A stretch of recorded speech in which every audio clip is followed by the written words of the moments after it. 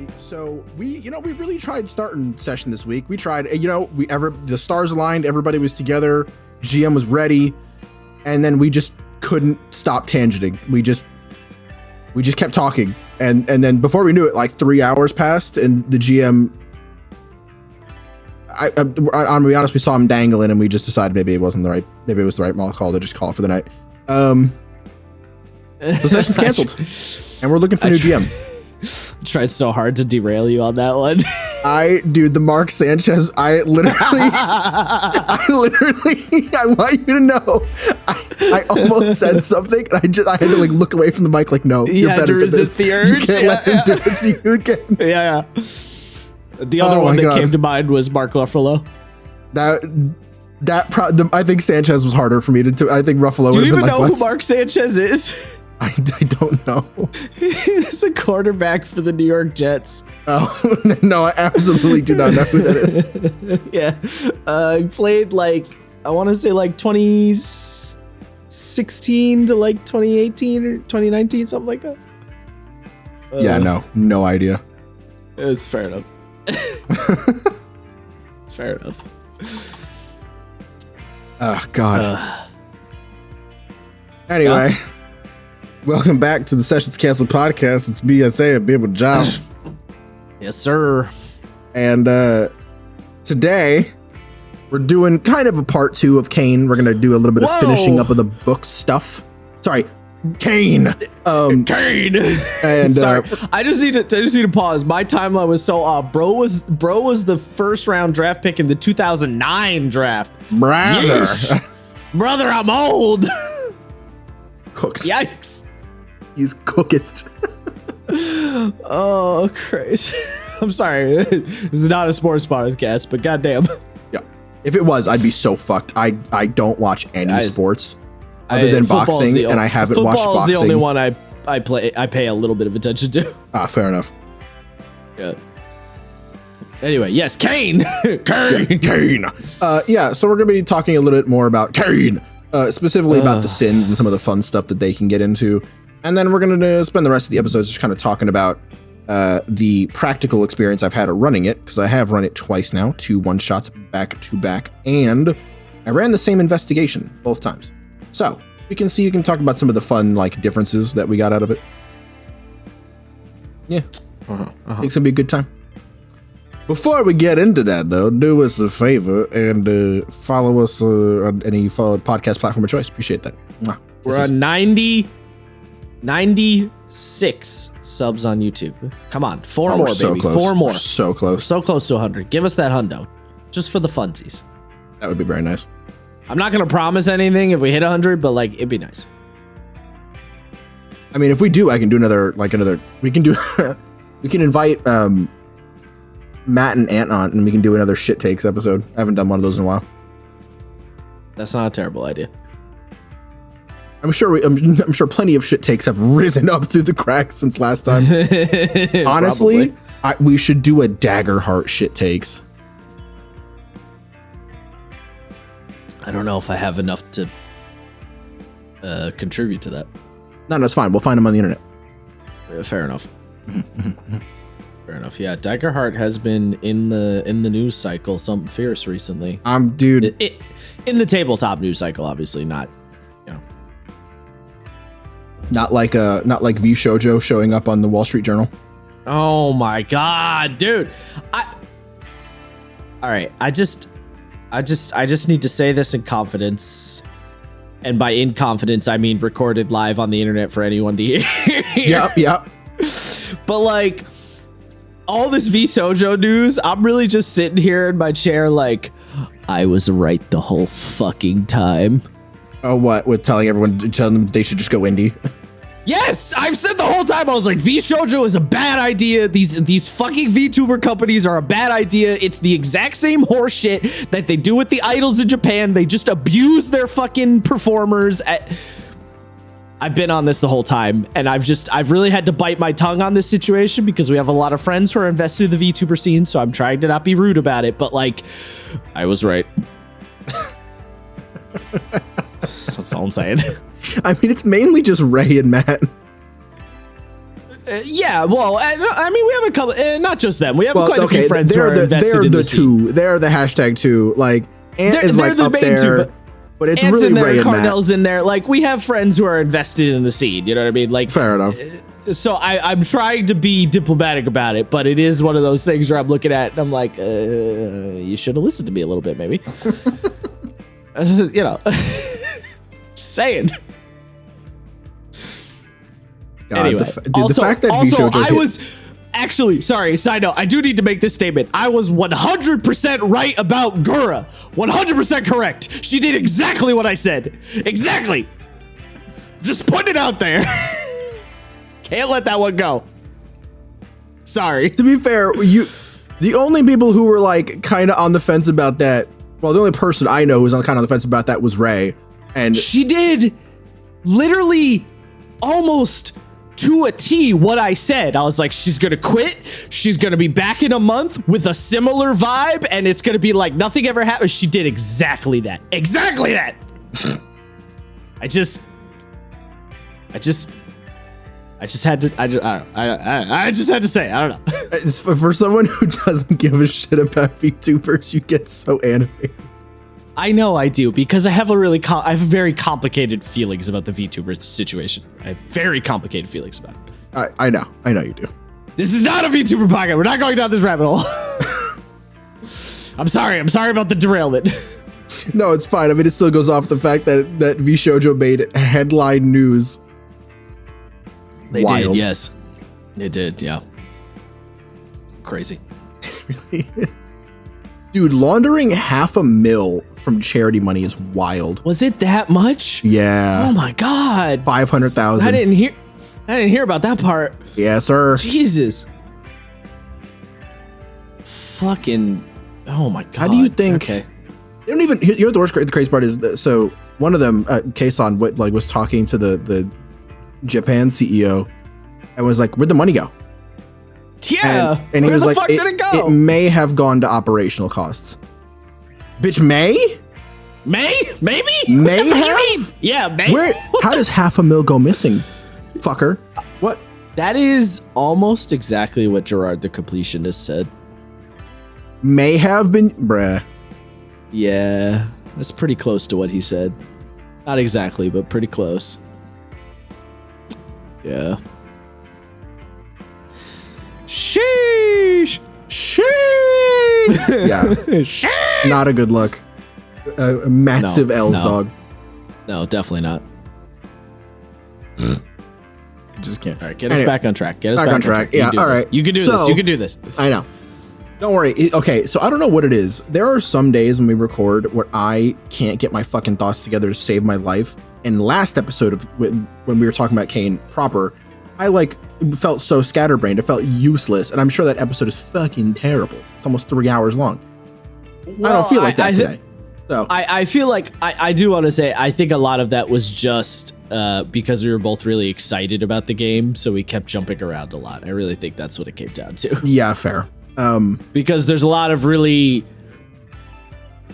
interesting ideas that the game puts forward, and it's hard not to jump to the most exciting thing first, you know? Yeah, I mean, we definitely.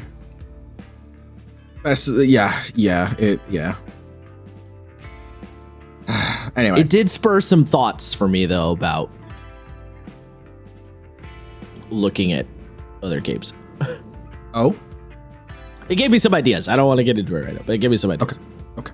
Well, as we talked about before, last episode, we're going to cover just a little bit, last bit of the book that we didn't get to touch on, which would be the sins themselves. And then we're going to go into a bit more of a practical talk on how I ran it and my thoughts on that. I don't have a ton of thoughts on running it because I did only run 2 sessions of a very one-shot forward game, right? There's a lot of mechanics that I didn't get to interact with a ton. But I mean, yeah, but this game is pretty good for one shots. So it is, yeah. But it's like, we didn't get to do the downtime. We didn't really get to play with expanding your living quarters, and we only got to deal with one sin type. We didn't fight the tiny sins. You still dealt with a lot of the core functionality of the game. Fair enough. But yeah, well, without further ado, we're gonna kind of kick it into the sins.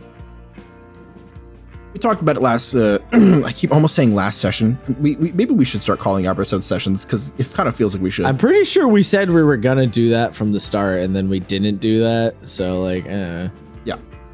Anyway, last session we were talking about the sins, and sins are not that we need to do this, but they are the enemy of CAIN. They are the thing that you are investigating. They are the creatures you are fighting. They're the big monster. They're the big monster, right? And they are, according to the lore, sort of manifestations of a person's latent psychic ability when deeply suffused with trauma, which is a lot of fun. And essentially what happens in the lore is when a sin manifests, they do so at a certain category, as according to the category scale we talked about last time of 0 to 7, always above 0 though. And it pretty much, it just causes a controlled natural disaster. So with like the ogre, you know, storms and dense fog might go a-brewing, buildings start crumbling. With things like the centipede, it's just a zombie outbreak. The hound causes people to get murderous. The idol just makes cults, you know, all that fun jazz. And you might be wondering, well, you're throwing names off. What's up with the sins? What's their deal? And well, good question. There are 6 of them, and we named quite a few, right? There's the ogre, which is the first one in the book, the idol, hound, centipede, toad, and finally the lord. And each one represents a different type of trauma, a different sort of inciting event that causes a person to manifest. And a quick, like, down the run, ogres primarily manifest through intense despair. So, you know, people in deep bouts of depression, maybe having lost a loved one or put themselves in a situation where they feel like there's no way out. We've seen in the book that it describes manifestations due to a person losing their job after years of workplace abuse. One where a person went through ridiculous hazing and crunch culture for months at their job and manifested in the company building. And, well, we don't actually know what the casualty rate for that one is because it was redacted, which is very fun.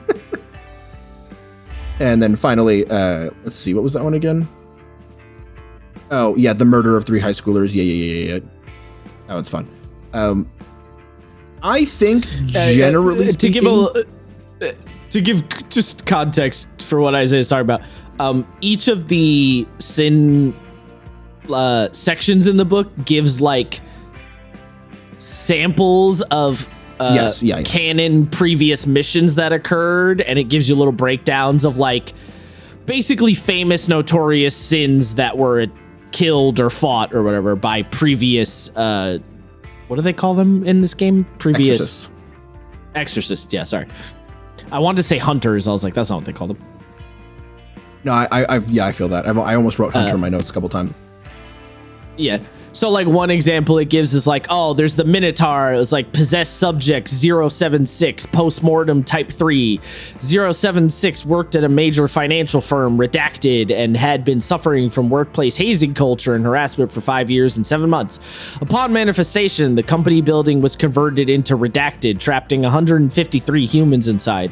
Hunters were able to execute and exfiltrate with only a redacted percentage casualty rate.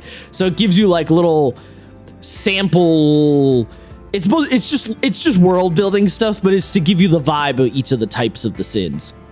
Well, so that's the fun thing, right? It is world building stuff, but it does actually inform how the investigations should be run, which is kind of neat. It informs your prep, yeah, for sure. Yeah.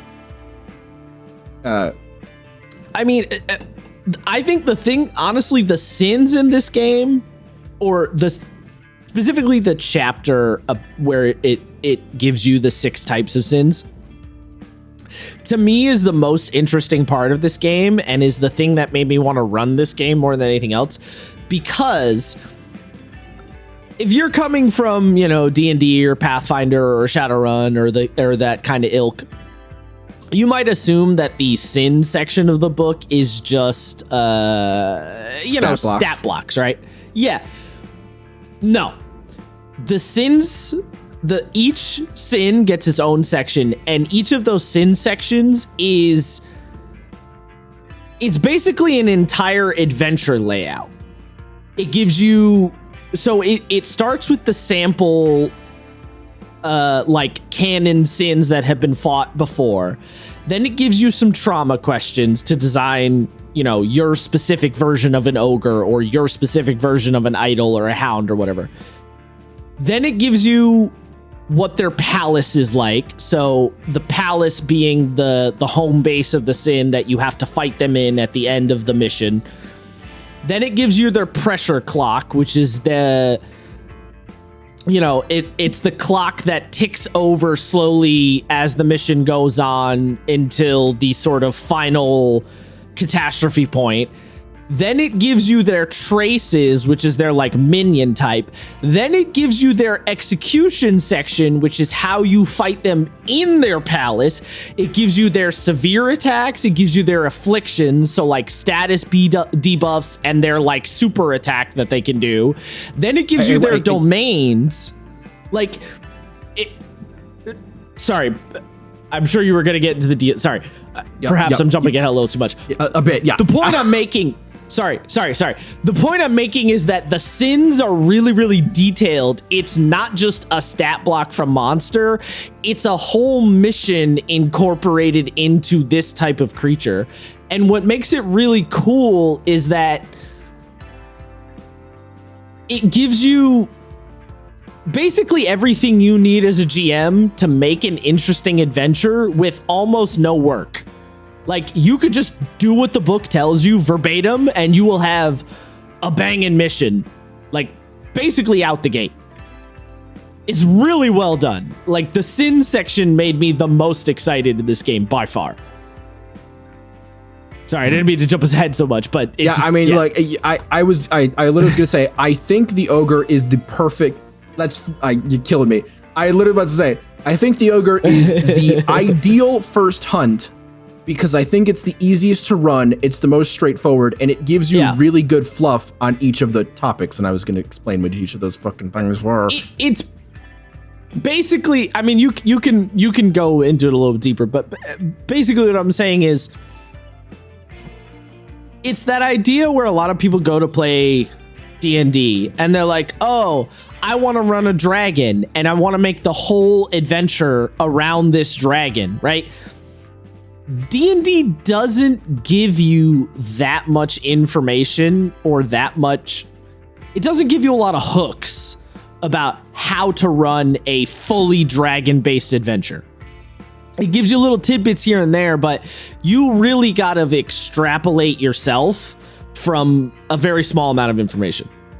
This game is like, you want to run an ogre mission or an idol mission or a hound mission, here's every single step you need. And then once you've run this game a whole bunch, like let's say you run CAIN, like, I don't know, 3 years in a row, like you've run nothing but CAIN. So you've run through every possible combination of the existing stuff that's in the game. You will now know the game well enough that you can expand upon it. So the game gives you a really good starting set of information, and then once you've played the game a lot, you can expand upon it really easily because the game gives you really good training wheels, is what I'm saying. Yes. Like, to run it.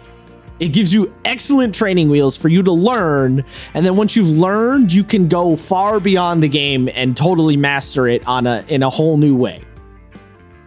Yes. It's just this kind of stuff. The reason this got me animated is because this kind of shit is what I look at in a game and gets me excited. Like, I want to run this game.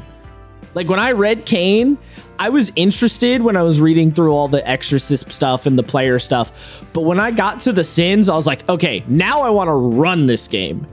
And for me personally, because I tend to be a GM far more often than I am a player, and I generally prefer to GM most of the time. I am the smaller minority of people when it comes to RPGs where I prefer to be the GM. I'm always looking for games that give me a GM section that give me lots of meaty, girthy shit to like, yes, I can do something here. You know, like that's why all the without numbers game, right? Stars and worlds and everything get me so animated, because those games are like meaty, girthy GMs shit. You know what I mean? Mm-hmm. Sorry, I did not mean to jump ahead so much, but I had to say something. It's fine. It got me hyped. Yeah. I did sort of go out of order by sort of describing what was going on in the archives before I talked about it. Fair enough. But yeah. So yes. Where was I? Yes. The ogre manifests through people who are strucken with deep despair, feelings of grief, self-hatred, inadequacy, misery, all that fun stuff. There are trauma questions, which we talked about in an earlier section. It's the main leads that you have to follow on your investigation, the things that you should be looking for to help you put everything else together or within context, are who or what pushed you into this hole, who or what is keeping you from going over the edge, and what are you most ashamed of? I love these questions specifically, because not only is it, oh, we have to find this person, you know, they might be in danger. There's a little bit of insinuation, almost like accusatorily so. What are you most ashamed of? It's like, what did you do to cause this? Which I like a lot. And the reason why I like it is when my players were looking at them as they were going through the investigation, it really put them on edge to know whether or not the host is a villain or not. So they would find anybody who they thought was a host, and you know, a player would always try to do good cop, a player would always try to do bad cop, and the other was typically walking around the room trying to like be the middleman. Yeah. And that's fun. That creates drama in a really, really interesting way. Yeah, I mean, for me, the reason I really love the trauma questions is because I look at those and I go, these are amazing. They're great improv prompts. They're great writing prompts for me to springboard off into just a fucking plethora of ideas. You know what I mean? Right. And I think games that really make me want to run them are games that leave a lot of really good open questions. And these trauma questions are just inherently that. So yeah, it gets you thinking. As soon as you read them, your brain starts firing off ideas. You know, like almost subconsciously. Right, and I think the reason why I think the ogre is better than the hound, even though I would argue that the hound is more straightforward, is because I think a lot of the work that it does in not just the manifestation, but their domains specifically in the way the palace is talked about, really lend to the ogre being effective. Just all of it, like the pressure, right? Each sin comes with a unique pressure. It's the thing that you are actively trying to combat against. That's not a physical thing. It's the doomsday clock. It's the doomsday clock. For the ogre, it's a miasma. It's a black choking fog that corrodes and corrupts everything it touches if it's there long enough. And it even starts to affect you as the exorcist. You know, your hair starts to fall out. You start to age visibly. Your teeth fall out. Your nose bleeds. You can do so much amazing work with that. And none of it necessarily even has to have any like mechanical effect, right? It just has to be really poignant beats that you hit that make the players think that they're about to incur a level of harm. You know what I mean? Yes. Yeah. I think, I talked about it again. I'm going to keep doing this. I talked about it again in the last episode, right? This game has a really interesting relationship with perceived difficulty as opposed to like actual practical difficulty. It really makes you think like your back is up against the wall and you've got no chance. But if you keep pushing through, you'll do it. I mean, it does have a little bit of a meat grinder effect, but it gives you I may have said this last episode, I don't remember, but it gives you enough it gives you enough tools to weight the meat grinder in your favor that the meat grinder effect feels less shitty. Because I am of the opinion, and perhaps some people would disagree, but I am of the opinion that the meat grinder in games, and I don't just mean tabletop, I think this applies to video games and board games and any kind of game. The meat grinder effect only pisses you off if you feel like you had no chance to tip the scales towards yourself, right? If there's nothing you could have done to weight the scales at all, then you get pissed off because it feels like, well, I just had no chance. I was guaranteed fuck. But if there are tools you can utilize to fuck with that percentage, to fuck with that seesaw of difficulty, then you don't feel as mad. Even if the seesaw is weighted against you by default, if you can affect which side, like if you can affect the percentage of which it tilts, you still won't feel as bad about it. You know what I mean? Because you still feel like you have that element of agency. Right. No, 100%. The meat grinders only feel shitty when you don't even in a game where you know you're going to die. You feel less shitty about the meat grinder if you at least get to go out doing something cool, right? Yeah. We've talked about this in the past. Dark Souls effect. Yeah. It's Dark Souls, right? Because the meat grinder of Dark Souls, you are unlikely to walk into a boss room, fight the boss, and win, right? Every once in a while it happens, but for the most part, you're gonna walk into a boss, fight the boss, and get your ass beat because you don't know what the boss can do. But you are learning every time you slam your head against the boss. So the scale, the seesaw is always tipping. Every time you do another run, the seesaw scale tips ever so slightly in your direction. And in a tabletop game, you don't have that infinite respawning element that something like Dark Souls has, but you can tip the dice and the percentages and the effects of your abilities. You can tip those in your direction. So as long as there's something there that you can work towards, you're not as mad. Like, it only feels shitty when you walk into the room and the boss punches you in the dick and you take 100 damage and there was no way for you to do anything about it no matter what. Yeah. You know, I guess agency is really the word I'm looking for. If you have agency in the events. Yeah, agency, your ability to put up a fight. And true to the point of the Dark Souls thing, when you die in Dark Souls because you pulled off a sick move, but you just didn't have the timing down right, you're like, oh shit, can I do that again? Yeah, it gets you excited to do it. It's that knowledge. And I'm jumping ahead a little bit in my notes, but there's no other better way to put this, is this game captures that idea to a T. Yeah, yeah. And it comes in the form, just like no better way than the severe attack. Yeah. Every single sin has what's called a severe attack. It's their finishing move, their super attack, whatever you want to do. And it's funny, level 3. I put this at the very end of my notes. It should have been a lot higher. It's basically a once per investigation finishing move that sins can do to inflict like crazy damage on an exorcist. And I mean, basically, it could potentially insta-kill somebody. And it's really supposed to make you feel that visceral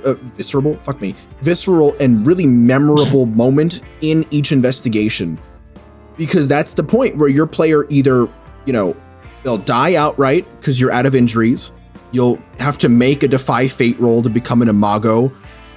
Or if none of those happen, you get a cool new sin mark to remember the occasion by. And I think that's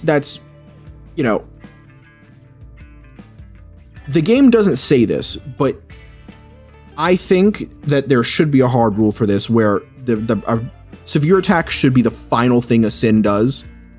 Because technically you could just have the sin show up and nail a player with a severe attack if they, up the pressure gauge. Yeah.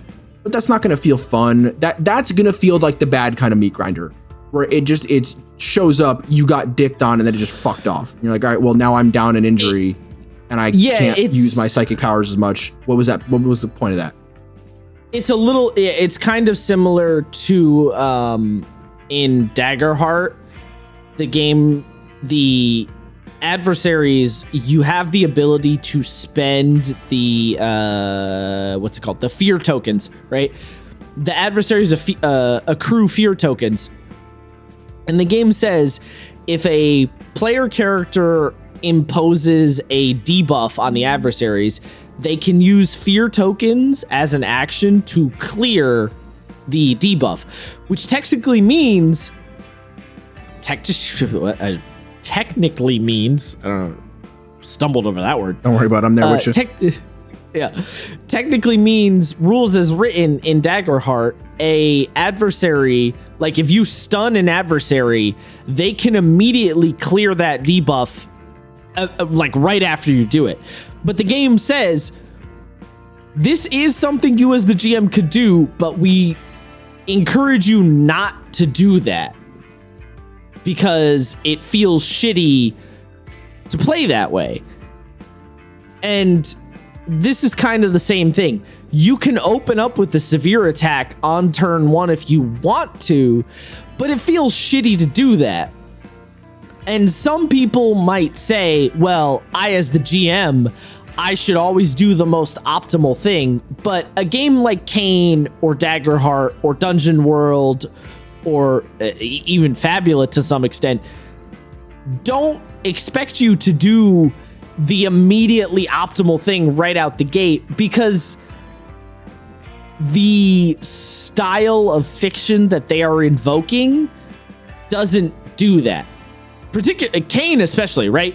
If you're thinking about CAIN, which is pulling from shonen battle anime primarily, the ookie spooky monster bad guy does not open with their most powerful attack right from the jump, because from a narrative perspective, that would fucking be lame. You know, like if you're watching Bleach and, you know, it's the battle between Aizen and Ichigo, and Aizen just whips out his ultimate fucking fuck you Bankai distort reality attack thing. I don't even remember what it's called, but you know what I'm talking about. His invert reality attack right from the jump. It's kind of lame. Like there's no buildup of tension. He just immediately shuts down the main character. Right. This game is asking you to operate in that headspace. And that's not to say, and I think this is important thing to say, it's not to say that you shouldn't ever break that rhythm, but what it does mean is that if you do break that rhythm, make it important, right? The reason why Sukuna in JJK is such a monster is because he does whip out his final attack first, because he's like, I'm not doing this bullshit.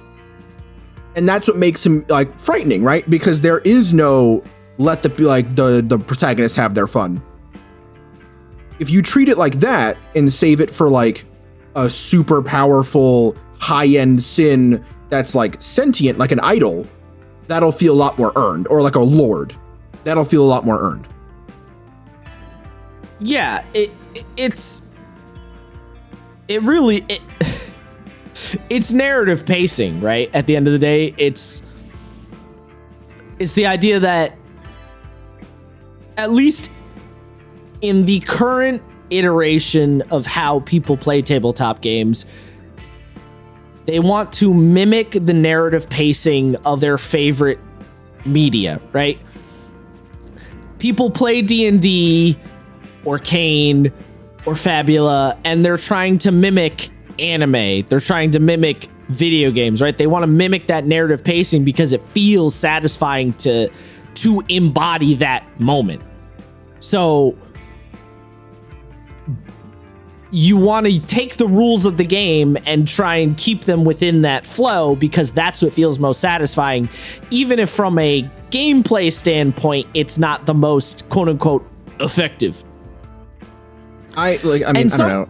I sort of disagree. I was gonna say, I sort of disagree with you should always play enemies the most optimally.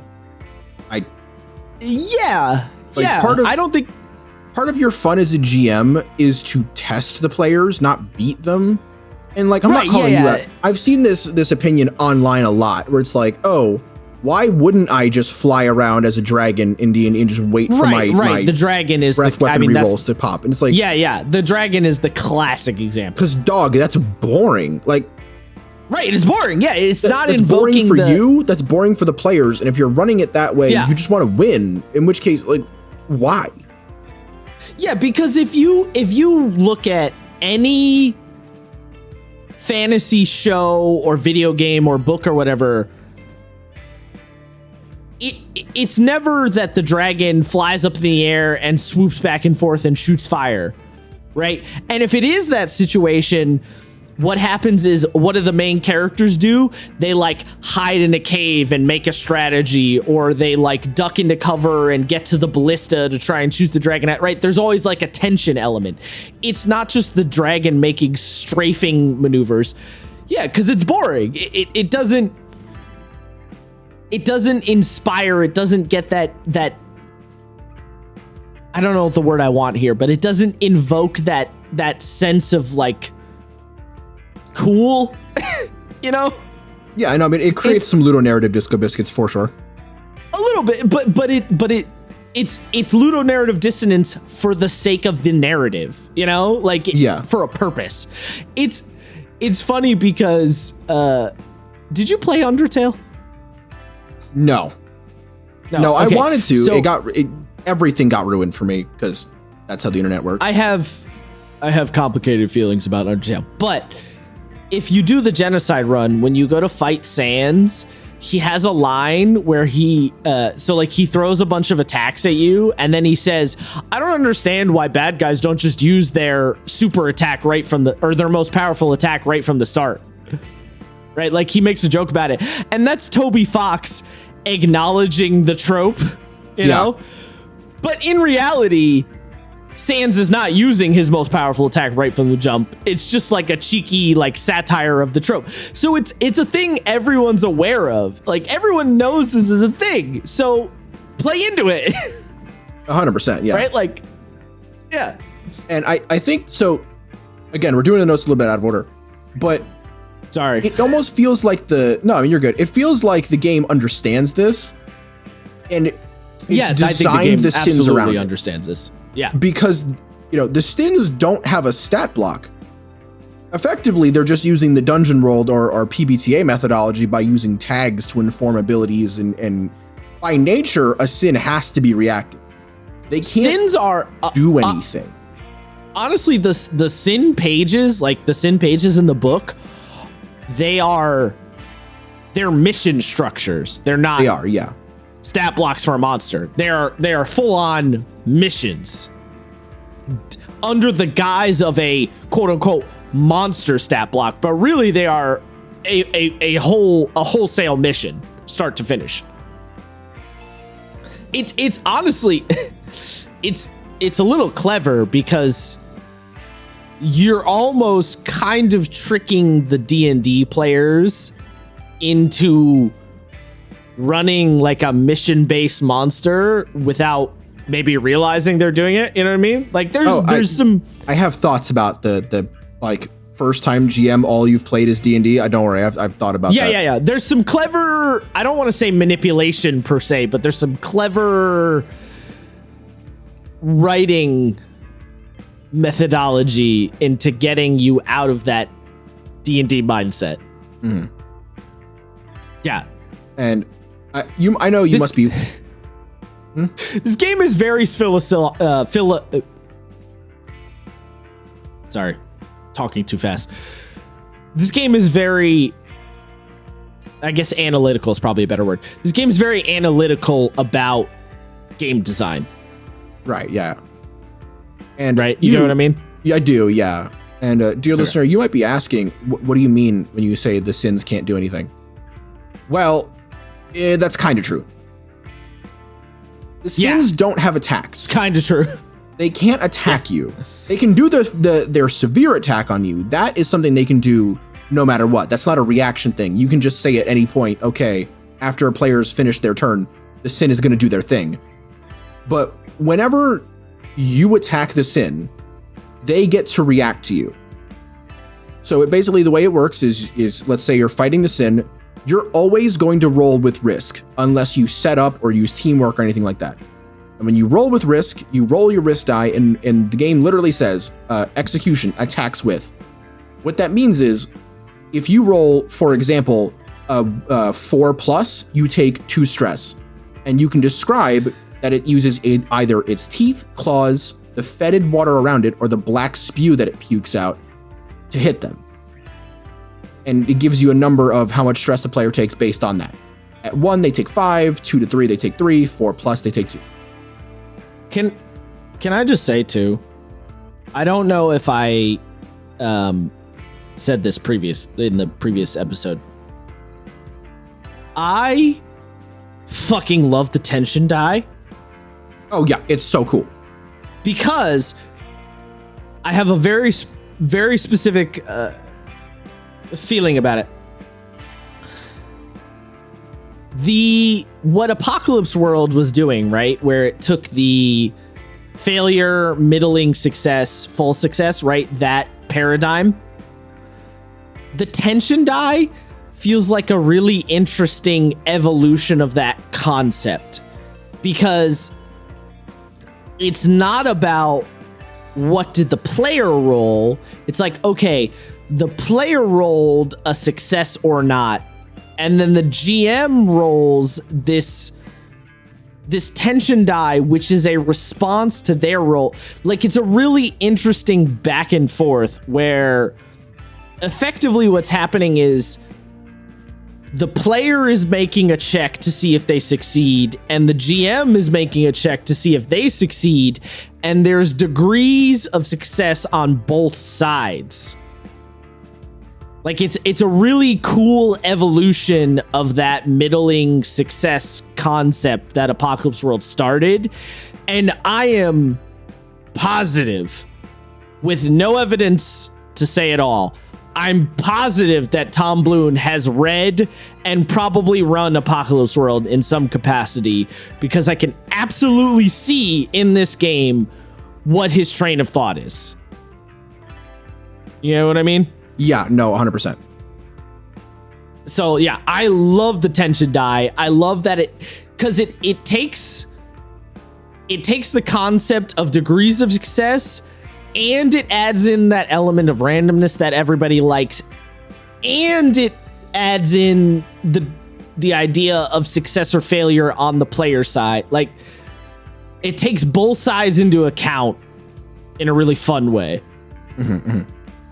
Because ultimately the randomness, right? You want randomness on both sides of the table.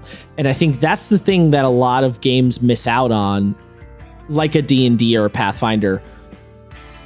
When you're running D&D 5e, there's not that much randomness on the GM side of the table. You as the GM kind of know what's going to happen most of the time, and then there will be these little moments of randomness that you're like, oh shit, that's crazy. But for the most part, you know how it's going to happen because the game is very calculated in its design. The tension die throws that out the window in a way, because you have this element of randomness that you as the GM have to capitulate to, and you can't manipulate it. You can't control it. Rules as written. Of course, you can if you just ignore it, but rules as written, you have no way to manipulate it. If it rolls a 1, it rolls a 1. If it rolls a 6, it rolls a 6. You have to bow down to the tension die no matter what. Yeah. Like, it's a great, again, it goes back to that improv idea. It forces you to improv things in a way that's well, it also fun. Like you're saying, it has a mind of its own thing, right? Where it's like, oh, yes, you rolled a 1 on a risk die or on a tension die or whatever. Now the tension is going up by 1, like that could push you to a higher pressure, and that will force a pressure move and a tension move, which will push the narrative forward. It's literally like if the GM is on one side of the table and the players on the other, the GM is rolling the slot machine and everyone looks over to see what it rolls. Like, yeah, it's a slot machine on both sides, and it's a slot machine, but it's also a narratively interesting slot machine, right? Because you could say, oh, well, in D&D, there's a slot machine on both sides, but the slot machine on the GM side is really fucking boring, right? Yeah. Like, it's the attack hits or it doesn't for the most part, you know? Like, it's not a very interesting slot machine on the GM side. In CAIN, the slot machine on the GM side can swing things wildly out of control in a way that you were not expecting. And you got to deal with that. Again, assuming you're doing what the game is asking you to do, right? That's always the caveat here. You can ignore the game if you want. Always. You can always ignore the game. But if you're letting the game take you for the ride that it wants to take you, you have to obey that slot machine. Right. I think another, like, the other sort of answer to the what sins can do, and this sort of matters because it ties into the idea of you just got to sit and like shut up and see, basically, is the domains, right? Josh talked about them a little bit. Domains are the they are the rules of the palace. They're the rules of the bounded field. If you think about it, like they are the hazards that you must abide by, and that you as the GM have to confront the players with, that they therefore have to figure out. They're the regional effects, if you want to like D&D it. They are, and something interesting. But they they're more, almost become layer actions during a fight. Yeah, they're more important than regional effects. They take on a life of their own, but that's the closest equivalent, I could say. Yeah, no, like basically what I'm saying is that they are, you know, regional effects, and the game does this really genius thing where when you start the fight, they almost become layer actions. They become more important, and they take an active role in the battle, which is really cool. Yeah, like they become background, and then you start the fight, and they leap into the foreground. Yeah, and they all have evolution, which again is very anime. Yes, and it's very anime. They have the best names. Side note, I don't know if I can emphasize this enough. This game is really, really good at taking the anime, the shonen anime vibe, and pushing it to the forefront. Like, well, I mean, it really hits that shonen vibe. Like, if you've watched JoJo or Jujutsu Kaisen, Chainsaw Man, Bleach, like it hits it so good. Well, dude, fucking the idol, like the image for the idol, I feel like we have to put this in the thumbnail because it's so evocative. But the image for the idol is like a skinny, you know, anime-looking character with his hands in his pockets, and there's this awful Cthulhu woman inside a mouth, like hugging him from behind with all of these hands scattering across him. It looks like when what's her name from Chainsaw Man, when she fully manifests the ghost devil and all the hands start touching down and tracking towards. Dude, it has such good imagery. It's fantastic. It really,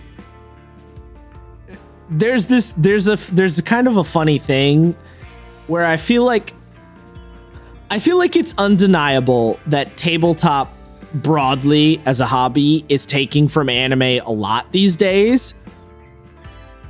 And some games try to pretend like they're not, and some games just lean into it wholesale, right? Like 5e is anime as fuck, dude.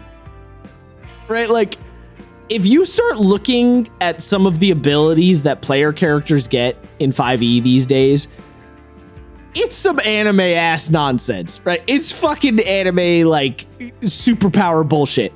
But 5e kind of tries to pretend like that's not what it's doing. Weirdly, this game is like, that's a whole other discussion. This game is like, no. We're fucking weebs, and we're gonna do the weeb thing. I mean, they literally give you discount Satoru Gojo on episode. 100%. Like, it's so unabashed with the anime, and I love it because, like, why ignore your when it's so clear the roots you're pulling from? Why are you trying to pretend like you're not? You know, It's weird.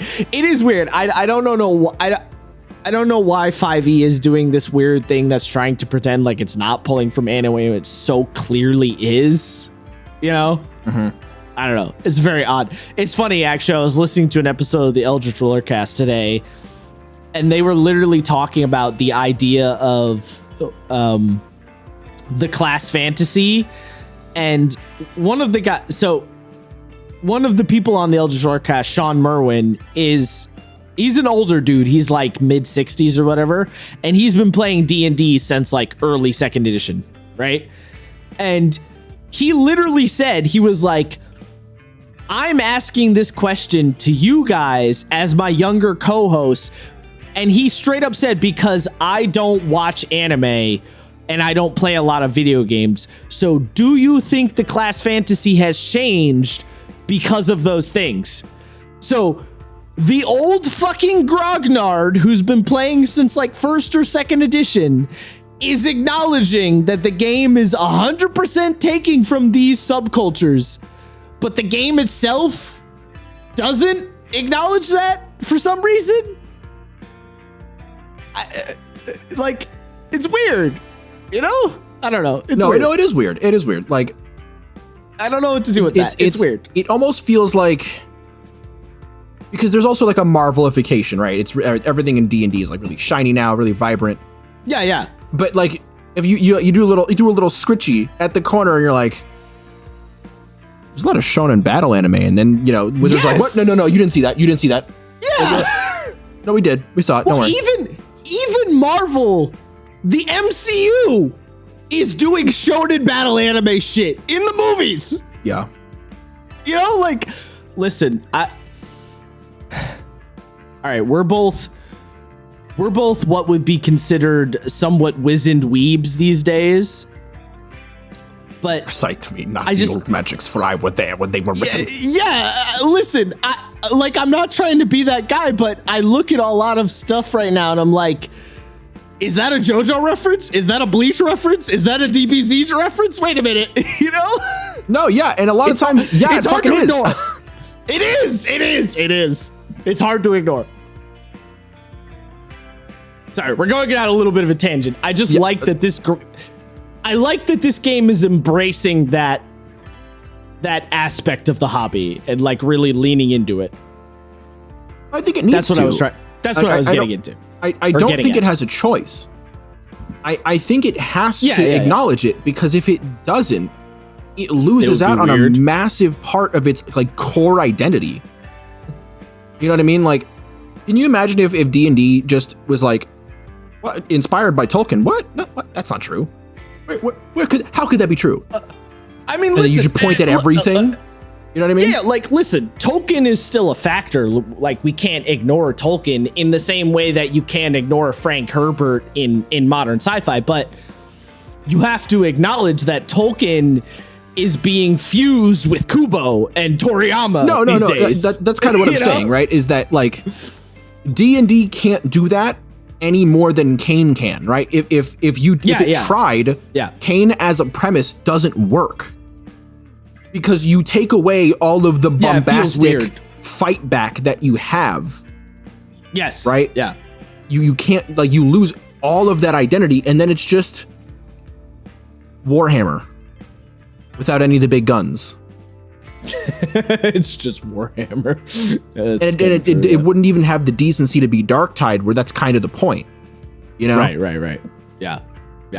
So it needs to embrace all of, like, the good, the bad, and the ugly. 100%. Like, does it make any sense that this, like, clandestine organization is dressing up their exorcists, like, in fucking school uniforms? No, but that's like really evocative outfit. It looks sick, especially when you mix it with the nun's habit, like the one character, she's got the school uniform with the habit top with the little cat ear or the bear ears on it.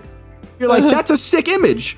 That's cool as fuck. Or the one that's got the Desert Eagle and she's smoking a cigarette and she's wearing like a private school uniform. You're like, she looks dope as fuck.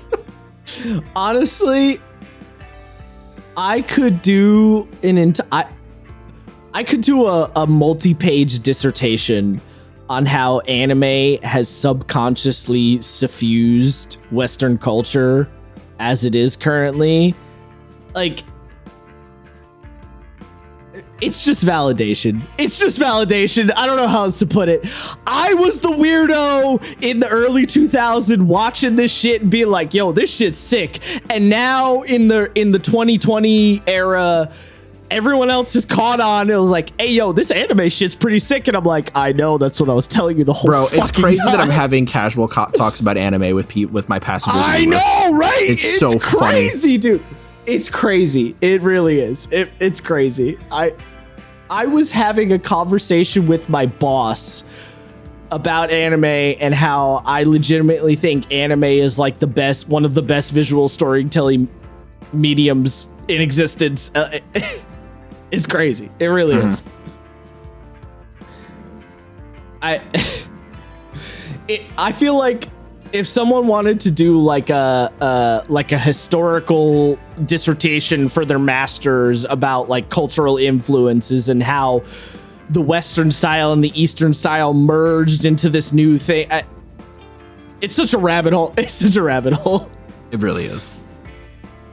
If you want a great example, just watch Avatar. Just watch Avatar. Yeah, no, that's true. Yeah, Last Airbender, not the blue people shit. Get that blue people shit out of here. I don't know. I like the blue people. The blue people shit's fine. It's fine, but Last Airbender is what I'm talking about. Fair enough.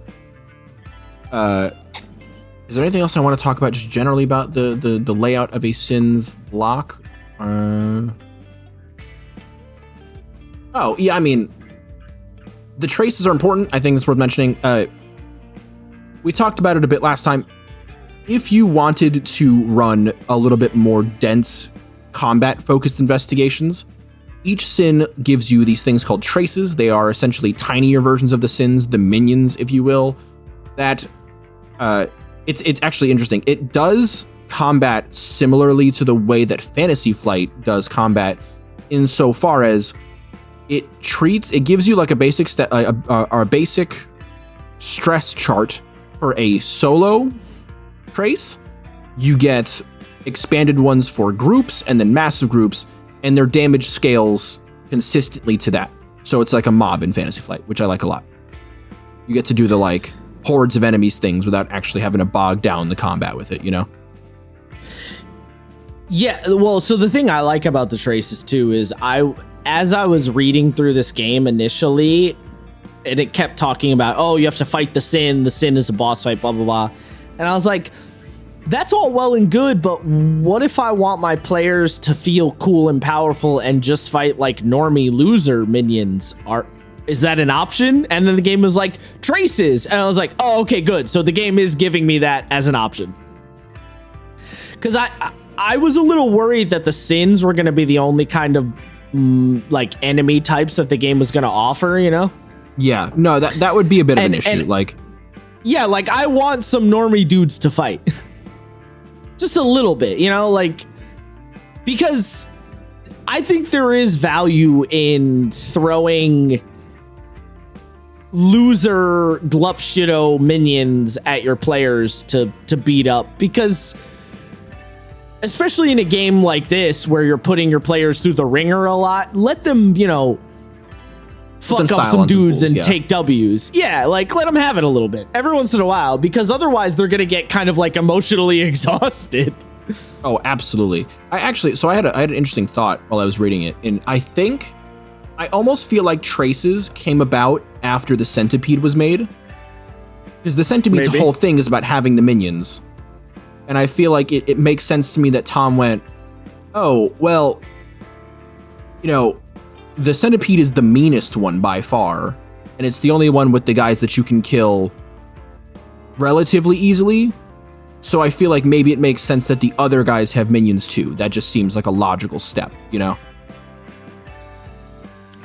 Yes. Yeah, I could see that. Yeah, like they made the zombie style minion dudes for the Centipede and then expanded out to the other Sins. Yeah, I could see that. It just seems to make the most sense to me. That's pretty much all I have on the Sins. We can let's do a quick run through of the other ones, because I think they're really cool and worth talking about, as well as kind of my own commentary on them. So we've talked quite a bit about the ogre. it's worth mentioning. The severe attacks are also, I just want to go back to them. I like them a lot. The ogres is really cool because the ogre manifests in like a dilapidated building or some sort of like urban ruins, and it can just drop the building on you. It just casually does like an earthquake style effect and drops the damn thing on you, which is really fun. And it does a lot of cool stuff. Like if you take enough damage, it rips limbs off, and like, yeah, you can get those healed when you get back to CAIN, but like really cool evocative shit that happens in the fight. Sorry, that's all I want to bring up on that. After the ogre. No, I listen. The severe attacks are so simple, but so perfect. Like they hit that note exactly the way you want them to, you know? They really do, yeah. Like cool anime super attack. Like, yeah, they're just, it's perfect. It's simple, elegant. I love design in tabletop games that is simple to the point and evokes evokes an emotion, you know, like this is trying to hit this vibe. That's my favorite kind of design. Yeah. Worth mentioning too that each sin represents a different style of play, which I think is really cool. Yeah, different style of mission. The sin being, or the centipede being the like zombie apocalypse. What do we do? Frantic fight to survive one. The ogre represents more of the more classical haunted house style of investigation. Things are falling apart and dilapidated, and you're trying to trudge through the muck to find clues. I think that's really neat. And moving on to the idol. The idol's entire MO is the enemies everywhere idea, right? Because the idol, as its name sort of describes, is about cult-like behavior and like a cult of personality. Cult so you're dealing with cultists or just otherwise brainwashed people. The idol's primary emotion is desire, and that can be like intense loneliness, greed, or envy, stuff like that. It manifests in people who are like failed performers and people who lack fulfillment, which is kind of fun. It's also the only sin that like does not look like a terrible, awful, scary monster. It can just look like a normal dude, which is kind of neat. Yeah. It's also the only one that's innately visible to other people. It's also cool. I also, side note, I like that all of the sins have their own little color scheme in them. Yes, yeah. Or to them in the book. Yes, ogres are like a royal blue to sort of symbolize nighttime. The idol is like a purplish pink, a very typically seen as like a sexy color. The hound, which comes up next, is like blood red. It's pretty cool. Did you notice how unorthodox the archived idols are? I looked at them briefly. I know one was is like literally an evangelical Christian preacher type character. Yes. So I watched a video on the theory behind that idol, which is named Our Friend. Our Friend, yeah. And the consensus is the sin itself is the smile. It's like it's like a what do they call it in SCP? It's like I was just about to say, yeah, the idol feels the most SCP-esque. For sure, yeah. Well, like one of them, Laughing Man, was a computer virus. It was like a creepypasta video that was going around. Oh, okay. Yeah. And like the most sin one is Bloody Prince, which is just like this sick armored devil knight dude that just hangs on people's shoulders. It's really cool. Yeah. But yeah, that's the most normal one. I feel like you could also, if you wanted to tilt this game a little less anime and a little more towards the SCP vibe, it would be pretty easy. Oh, easily, yeah. Yeah.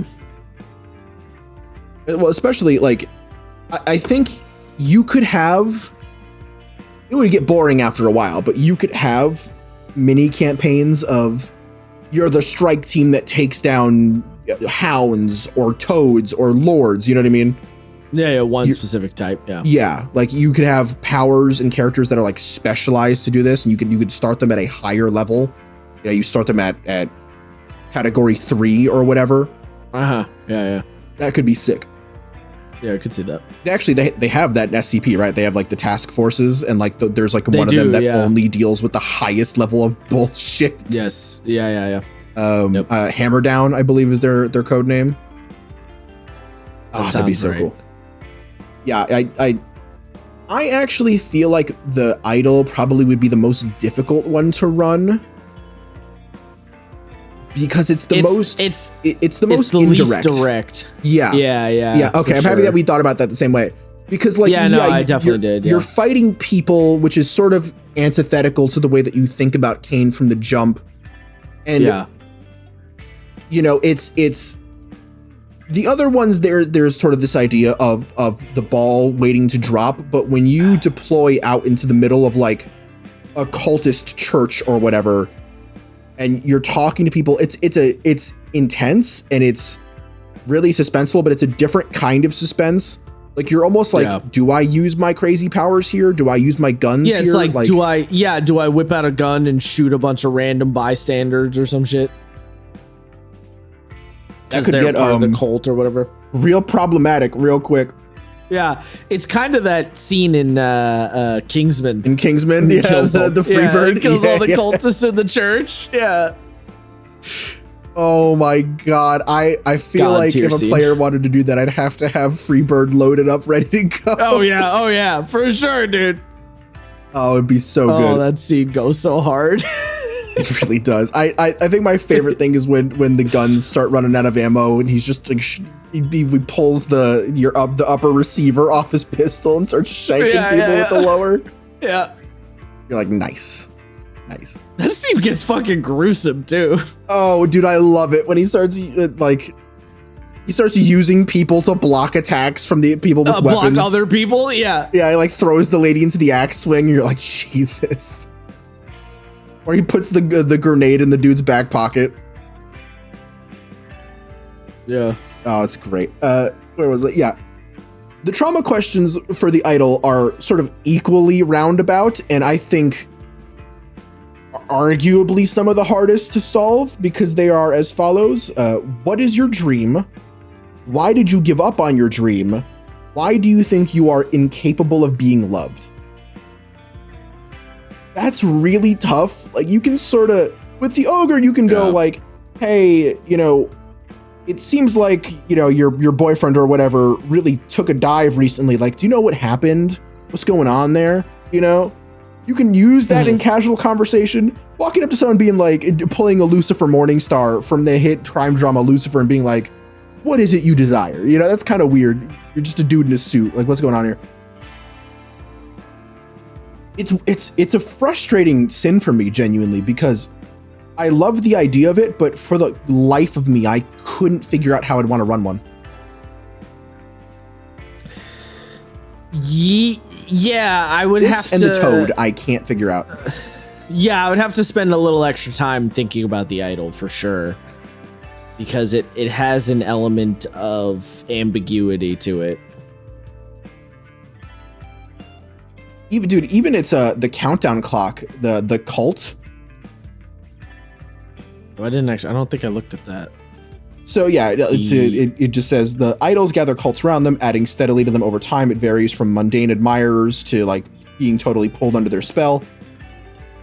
And this just sort of intrinsically, right? Like people aren't going to be flocking to this cult en masse randomly, right? It's like this one, you could almost do an idol as the only prolonged period of time hunt, right? Like, oh, you go there to check something out. There's a hint that maybe there's some stuff going on.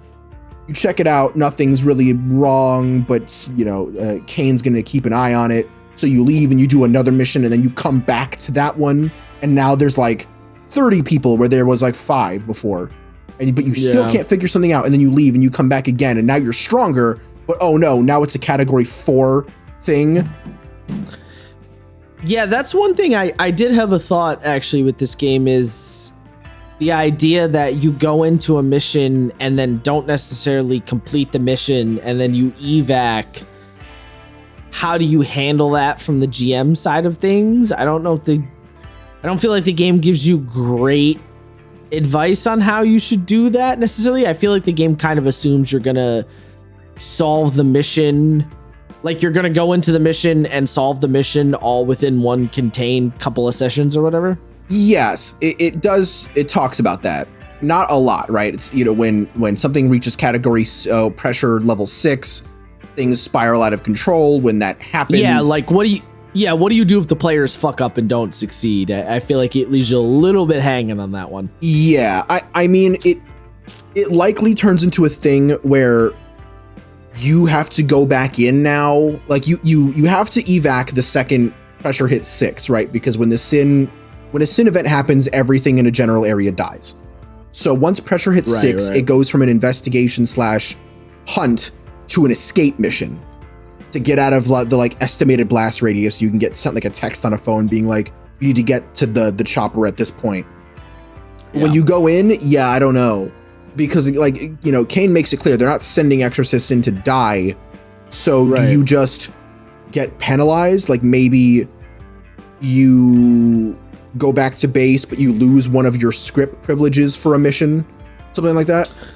Well, the thing I'm curious about is, because I didn't see, I may have missed it, but I didn't see anywhere in the book where it tells you what to do if a sin pushes over, like if their pressure clock maxes out and then you kind of fail the mission.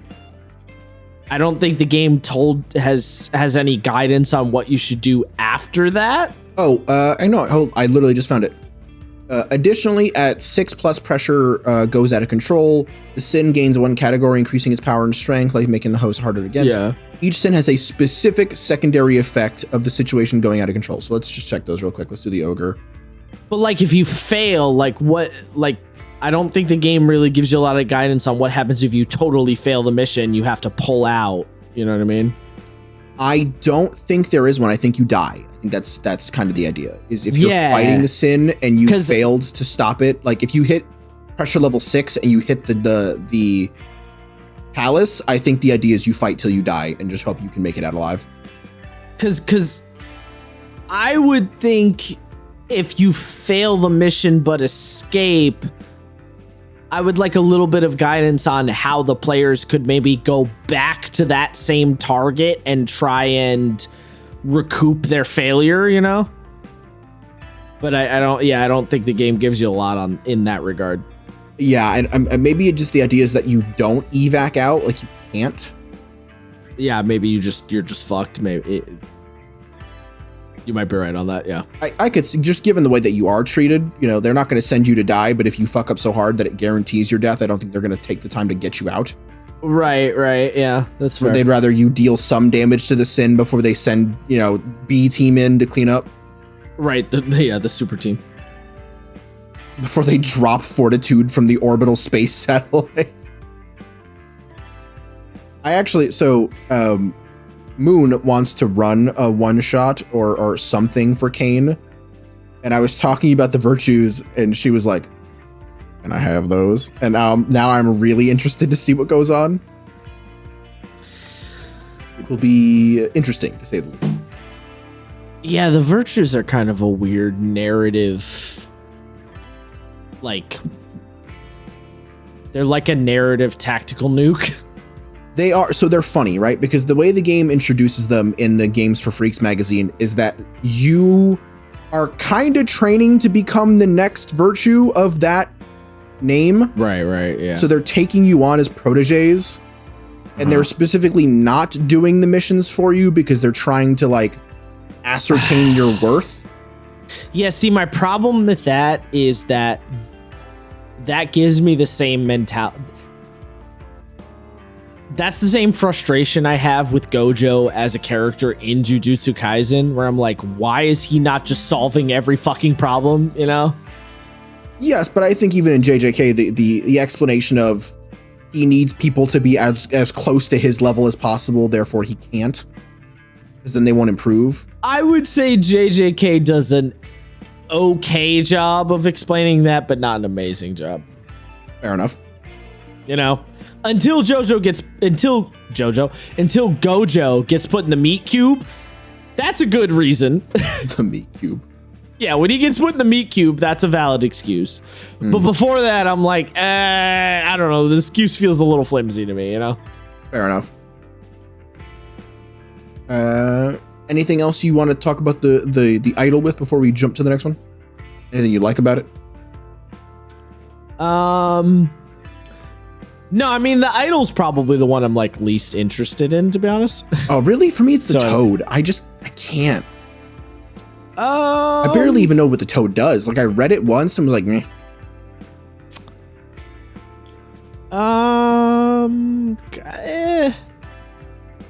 Yeah, I guess it's sort of between the idol and the toad, I would say, for the ones I'm like least interested in. Yeah. I get what the toad's getting at, right? Like, you know, billionaire hoarding all their wealth kind of vibe. Like, I get what it's going for. Yeah, I don't know. I do Maybe think, honestly, it's because I'm so like, I don't care. Like, it's like, oh yeah, this billionaire went missing, and a part of me is like, okay, just nuke the area with Seraph. Why do we care? Yeah, why are we giving no. fuck ass millionaires the time? That's fair. That's fair. I'm kind of on your page where the ogre and the hound are the most straightforward, but the most interesting to me. Like, yeah, well, the hound is super cool. Speaking of which, we're moving on to it. The hound is sick because it's the opposite. The hound is not quite, it's a race against the clock like the centipede is, but the ramifications are a lot lower, right? The centipede is a race against the clock insofar as the zombie plague is spreading. We need to stop it. Where the hound is, there's a serial killer going around and he's targeting these people that we need to investigate. The hound's manifestation is through vengeance. People who feel wronged, who feel like they've been attacked in some way, murder victims, you know, people who feel like they've suffered injustices, you know, tenants evicted by a landlord and stuff like that. And the hound's whole thing is rage. It hates you. It hates itself. It hates everything. Just so angry. And God forbid you stand in front of it. It is going to manifest a bunch of blades and guns, and it is going to vaporize you on the spot. It has my favorite archived ones, because you get a really good sense of the scale, or this is the first time you get the sense of the scale. The highest one you get almost certainly is the centipede, because the Shibuya incident is listed there. Not literally, but basically. Yeah, but basically. There is an archived hound named Doulahan. It's category 5. It took 22 minutes to execute. So like the time it took for them to deploy into execution was 22 minutes. And in that 22 minutes, 2,279 casualties racked up. The first, second, and third Exorcist teams went KIA. That's nuts, dude. I love that. Yeah. And it's literally, you see the picture. It's a giant horse monster walking down a highway with people like, I can only assume are either being crushed or actively having brain aneurysms as they watch it move. It's sick. It also, Loki has the coolest tension move. The archived, like the canon quote unquote hunts for the various sins are very cool. They're so sick. The traumas for the hound are who wronged you, how were you wronged, and what are you unwilling to sacrifice, which is a lot of fun. Yeah. It again, very straightforward. You are trying to find who could have been done dirty enough to want to manifest, why that happened and who did it to them, and then maybe the one person you can go to guarantee that, you know, you'll get some answers. I also like their traces. I always say Mirrodin, but I know it's Myrmidon. Myrmidons, yeah. They're like cool fucking sword fighty, like they're just like weird gaunt dudes covered in blades. It's kind of neat. Their pressure is the grudge that they hold. And essentially what this does is the Hound is like a demon of corn in Warhammer. Its rage and hate spread like a virus, kind of like JoJo with Survivor Man in Part 6. It just causes people to seek out vengeance against what eventually becomes the tiniest indiscretions. So, yeah. So if you can find people casually stabbing each other in the kidneys, you're probably on the right path. Yep. Again, this game is anime as fuck. Fuck. Okay. I want to talk about the actual what the severe attack says, because this is my favorite one. The severe attack for the Hound is called apoplexy or apoplexy. I'm not entirely sure. Essentially, the Hound, it says, the Hound can use this ability on a 1 rolled on a risk roll. You can only do this once per mission. Target an exorcist. Any other exorcist nearby must fly to their aid. And any that don't offer aid cannot participate. Start with a pool of 66. Remove 1 die for every yes for the following questions you answer. If an answer is no, you can do something, you or someone aiding you can immediately take a single action to roll and attempt to rectify the answer. Basically saying 66 count for the direct amount of stress you are going to take. You don't actually roll on them, but you sort of treat them as counters for the levels of stress that they take. And the game, the admin will ask the player, or any of the players, a number of questions. Do you have a sword or something like it? Are you calm, collected, and focused? Do you have a shield or something like it? And is the Hound hindered, distracted, or under duress in some way?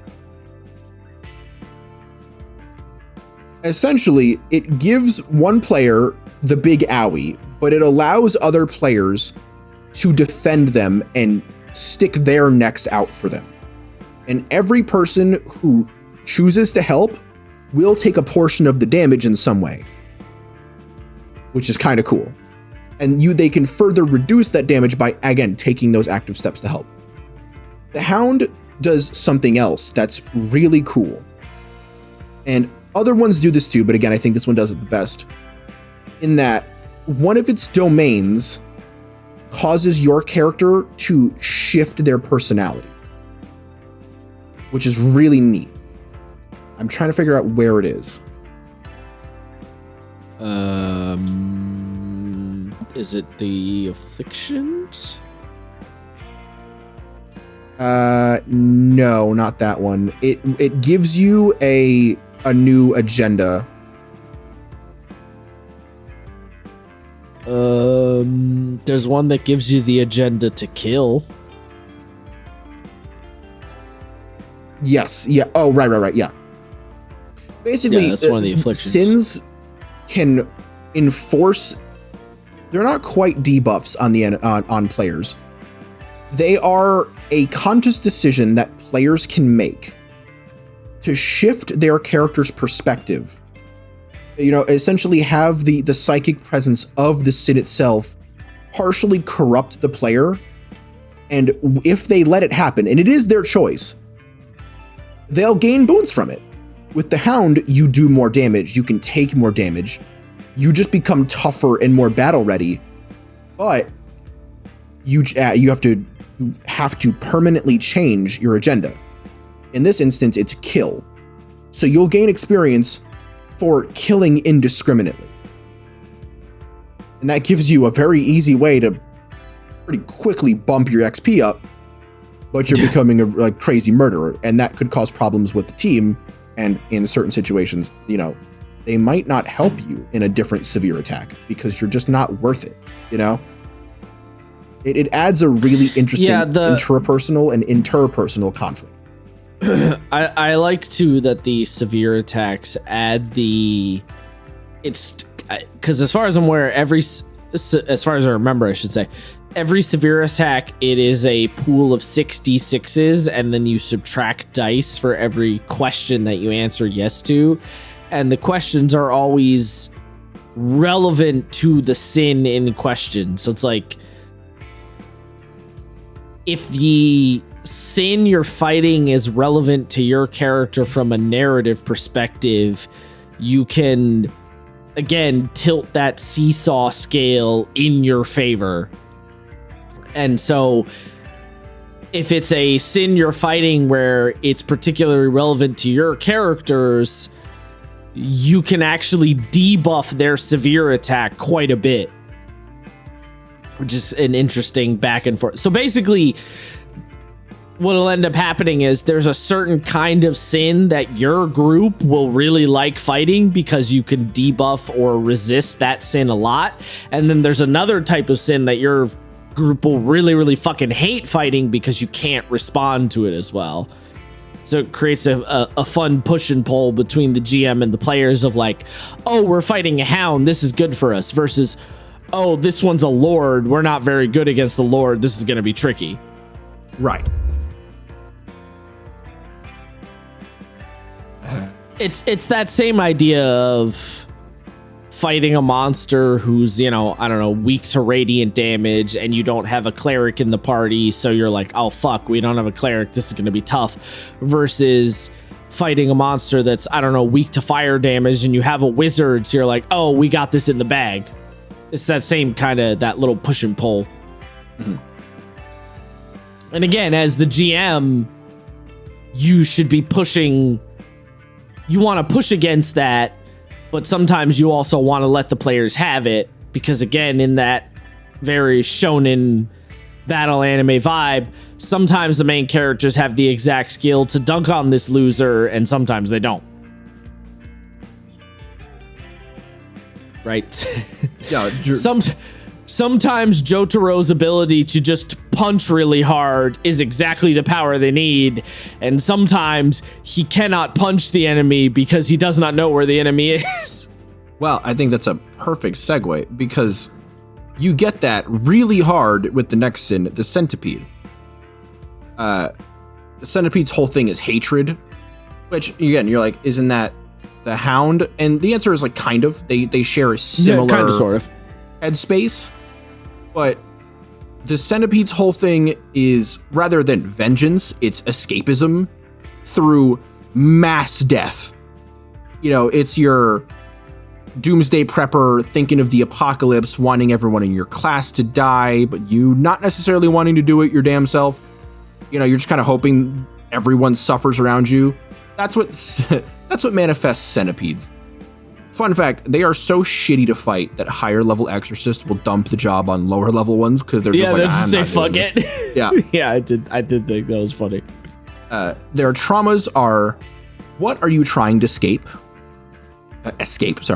What do you hate most about humanity? What do you regret the most? And, ooh, that's a good one. The archived ones are also sick. Shout out to Calamity the Fourth, the actual Shibuya incident resulting in 11,000 casualties over a time of 2 days, 6 hours, and 35 minutes. Yep. People fucking died. I believe they deployed the virtues to this one. Yeah, virtues were dispatched. Yeah. Yeah. Not That's good. rough, bud. Yeah.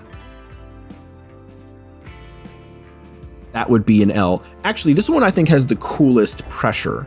The infestation. Basically, it's the zombie virus, right? It's the thing. But a cool thing that it can do is, if at any point one of the players has fought the infested as they're called, you can just choose that one of them gets bit, even if no one took damage. I love that. And you might be like, that's kind of mean. And like, yes, but this is, above all else, the mean sin. It's supposed to kind of dunk on you and make you feel helpless. And the good news is that because you're an exorcist, you don't die immediately. It just creates a tension clock or a talisman that you have to beat by killing the sin. So it really adds on that pressure for sure. It's real cool. Yeah. I don't have much else to say about it. It's I don't either. Up next, we have the Toad, the one I have to say literally the least against. It manifests through envy, materialism, just unchecked avarice, essentially. Think of every piece of shit billionaire you wish would spontaneously combust. It's them. Shout out, by the way, to Mr. Worldwide, one of the archived toads. I can literally not think about his face because his face is obscured. It's just Pitbull. Wait, does it? Oh, it does literally say Mr. Worldwide. It's just Pitbull. Yep. All right. Fair enough. It's just Pitbull. Yep. It's just Pitbull. It's canon. It's canon. Pitbull is a sin. Yep. Its trauma questions are: what do you deserve that was denied to you? While you were starving, who was feasting, and where do you draw the line? I don't really care about anything else, and instead, like, I'm going to be honest. Yes, it's a little biased of me, but like nothing it does particularly sticks out that I can remember. Fair enough. Yeah. After that, we have the Lord, which is The Lord. low-key kind of the coolest one. Because it's the special grade curse. It can sort of take aspects from the other curses or from the other sins and use it in its own repertoire. And its main manifestation emotion is fear. Just sort of like profound loss due to calamity. Just any bad shit happening to you and you're just frankly unequipped to deal with it. I think one of them was literally a dog. Yeah, Balder. It manifested in the shape of a basset hound in England. I kind of love that. Oh, I missed that one. It was a dog with a halo. We don't know anything about it other than it took 2 days, 2 hours, and 34 minutes to execute. We got no information on it beside that. Okay then. Its trauma questions are: what did you lose? What is the main thing you would fix about the world? And who did you regret leaving behind when you ascended to your kingdom? Right. The Lord's Palace is a straight up palace. It is sort of a mini area in of itself that you have to deal with. It's kind of neat, I'm not gonna lie.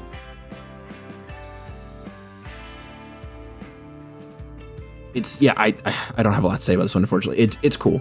It's got a lot of really cool stuff. Yeah, no, I mean, yeah. I don't have anything to add. I mean, it's weird. It kind of past the centipede. I'm not going to say that they're sauceless, but I feel like ogre, hound, and centipede are so evocative. Yeah. The toad and the Lord are a little less, but the Lord does have the guard traces, which I do kind of like. Oh, the guards are cool. Yeah. Because they are literally like armed guards. Yes. So it's good. So they're cool. I feel like it's a good one to use if you want a little extra minions in there. Yes, and they're cool because they follow rules. So the Lord it basically can set 3 laws, 3 forbidden things, and anytime those things are checked, it basically says one of the lords just shows up and deals damage to an exorcist. There's almost like this divine rule surrounding the Lord's active domain and all of its like palace stuff. It's literally attacking the king's palace. Yeah, it's really interesting. The Lord, it shares a color with the virtue judgment, and their abilities are really similar. I wonder if there's something going on with that. I would love to know. Probably. I would assume so. After the sins, we have some, generic dudes to fight, as well as pseudo sins, like mass-produced ones and like cryptids and shit. Not a lot. I thought it was funny that the what does the game call them? Pseudo-sins. Yeah, the pseudo-sins, yeah. I found it funny that the game's like, weird cryptids that exist in the real world, like fucking skinwalkers or poltergeists or pests or the Pale Man and shit. Those are just like little mini sins. They're not quite full-on sins, but they're little bit sins that have some powers, but not as much powers as the full-on sins. I thought that was pretty funny. Did you notice that the giant behemoth thing from the Mist is listed there? Yeah, the Titan. Yeah, that was pretty funny. I particularly liked the the Poltergeist and the Pale Man because it's Ghost and also Slender Man. Yeah. It's just a fun little bit of flavor, little sauce there. Mm-hmm.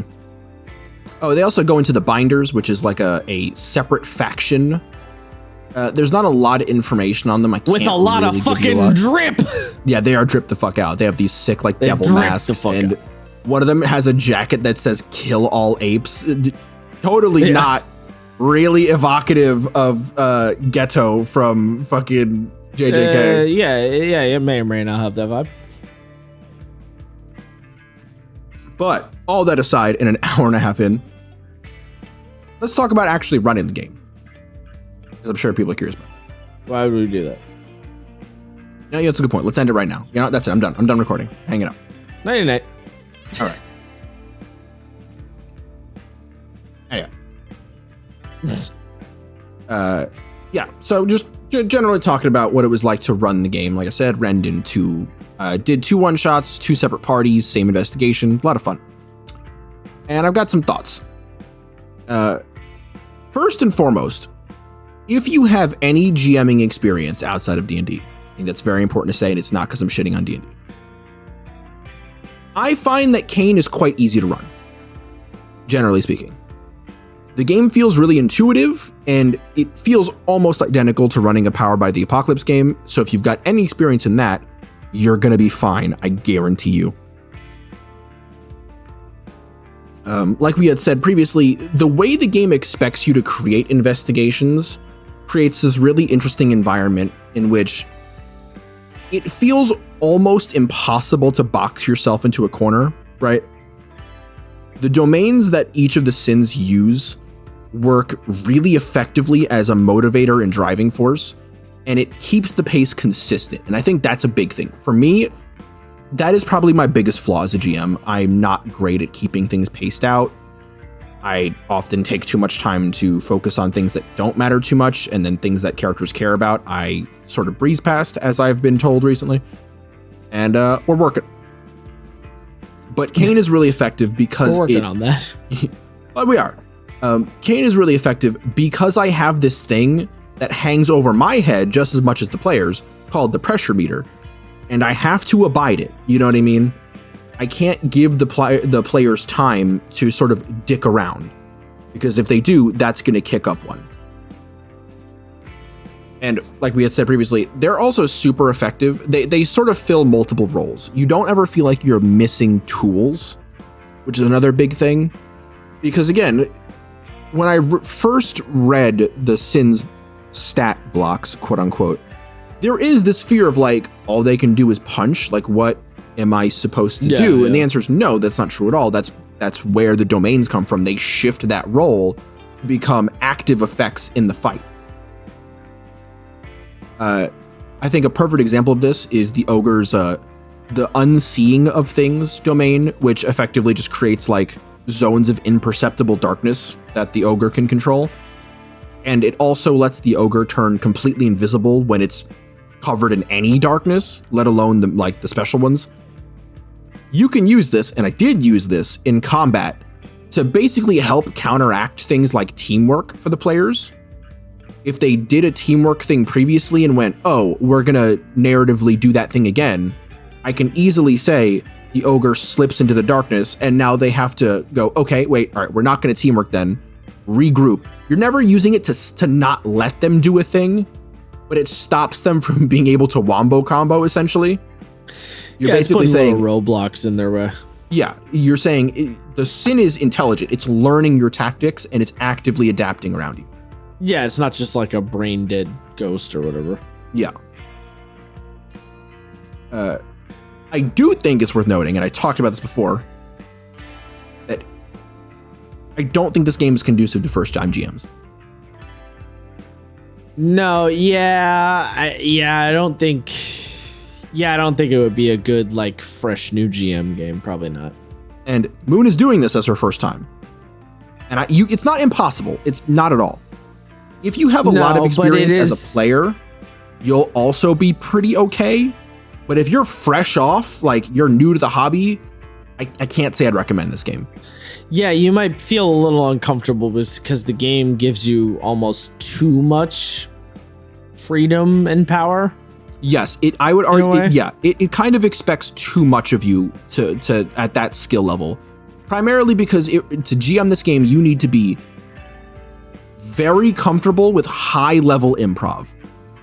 Being able to shift pieces of the investigation and the information in the background in like real time to make sure that there's always something for the players to find. Nothing they do feels completely fruitless. And that's not to say that you always have to give them exactly what they're looking for, but you have to rely on the flowchart that you made and shift things in and out of frame depending on what they're doing. And I didn't struggle with that personally. But as I was running it, I literally had the thought of, oh, this could be tough for somebody. And I stand by that after doing it twice. I can see that. There is, I think part of the problem too is that a lot of people come into GMing the first time expecting a D&D style experience where the game tells you what to do almost every step of the way. And this game expects you to... It tells you what to do, but it specifically leaves gaps where you need to figure out what you want to do. And if you're not comfortable doing that kind of shit on the fly, it's going to feel a little awkward, a little uncomfortable. Particularly, rolling the tension die, like... I could definitely see people getting a little choked up, I guess would be the word I would say, where the player goes to do something, like makes an action roll, and the GM's like, okay, I have an idea for what I want to do here, and then they roll the tension die and it does not line up with what they want to do, and then they stress out a little bit, Yeah, for sure. And I suppose Apocalypse World has that problem too, but I think the tension die is a little swingier than the degrees of success in Apocalypse World. Oh, absolutely. No, they are 100% swingier. And that's good and bad, right? Because on one end, pros and cons. You as the GM don't have to think as much about being like, oh, well, what is the degree of success? Like, what does that mean? How do I implement that? The tension die just say, okay, tension has increased. You can now do a thing. What thing are you doing? Right. Yeah. And then you have a list of tension and pressure moves that you can play with. And you do have to make a decision on that, but a lot of that is informed by the narrative. If you're doing the stuff with the ogre, you're going to focus on the miasma tension moves more than anything else. Yeah, I do think the pressure talisman in particular is something that newer GMs might struggle with because I don't know, maybe I'm wrong. It's hard to say, right? Because I came into this hobby during 4th edition D&D, so I have certain preconceived notions about how the game works. If you were to come into the hobby now, I'm not as familiar, but my gut instinct is that the pressure talisman would perhaps be a little bit difficult for a newer GM to manage because you're essentially managing this behind the scenes, ever present countdown clock to disaster. And a newer GM might not want to be beholden to something like that. You know what I mean? Well, so it's twofold, right? It is as behind the scenes as it is in the player's face. The players always know what their pressure is. Right, they can always see it. Yeah. Which means that you have to have a good understanding of pacing yourself. And again, that might be my weakness, but I do understand pacing. Not that I can always practically and effectively implement it.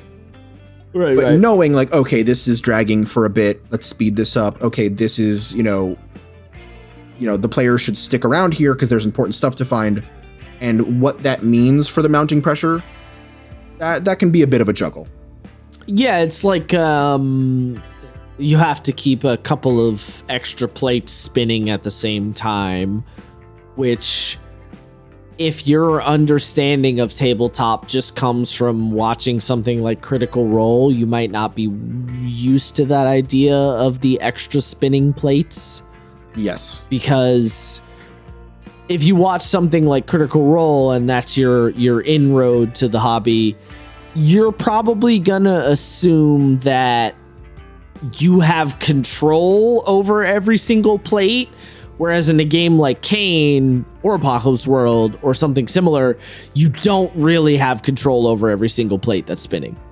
You have to kind of concede a degree of control to the game itself. So, yeah. I could see the straight. Yeah, I basically, yes, I'm agreeing with your overall general statement of a newer GM running this game might have a little bit of tension.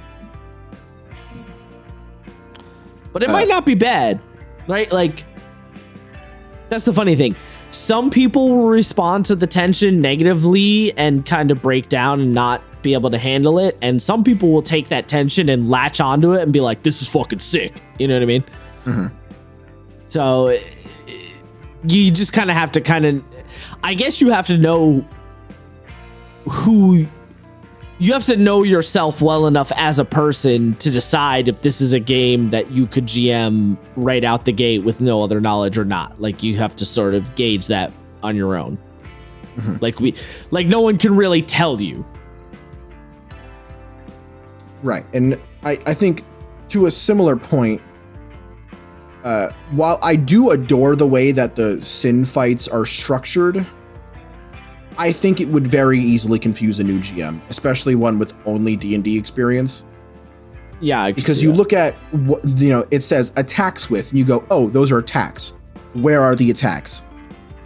And the game tells you that you have to use the risk die, but I think when you're running the game, you're going, wait, how do I counterattack? How do I do damage? What do I do? How do I defend myself? Yeah, it's not immediately obvious. Not at all. And again, as someone who's like trying to figure it out, I was like, oh, right. Okay. Especially because a lot of people come into the hobby with this idea of the attack roll, right? The attack roll is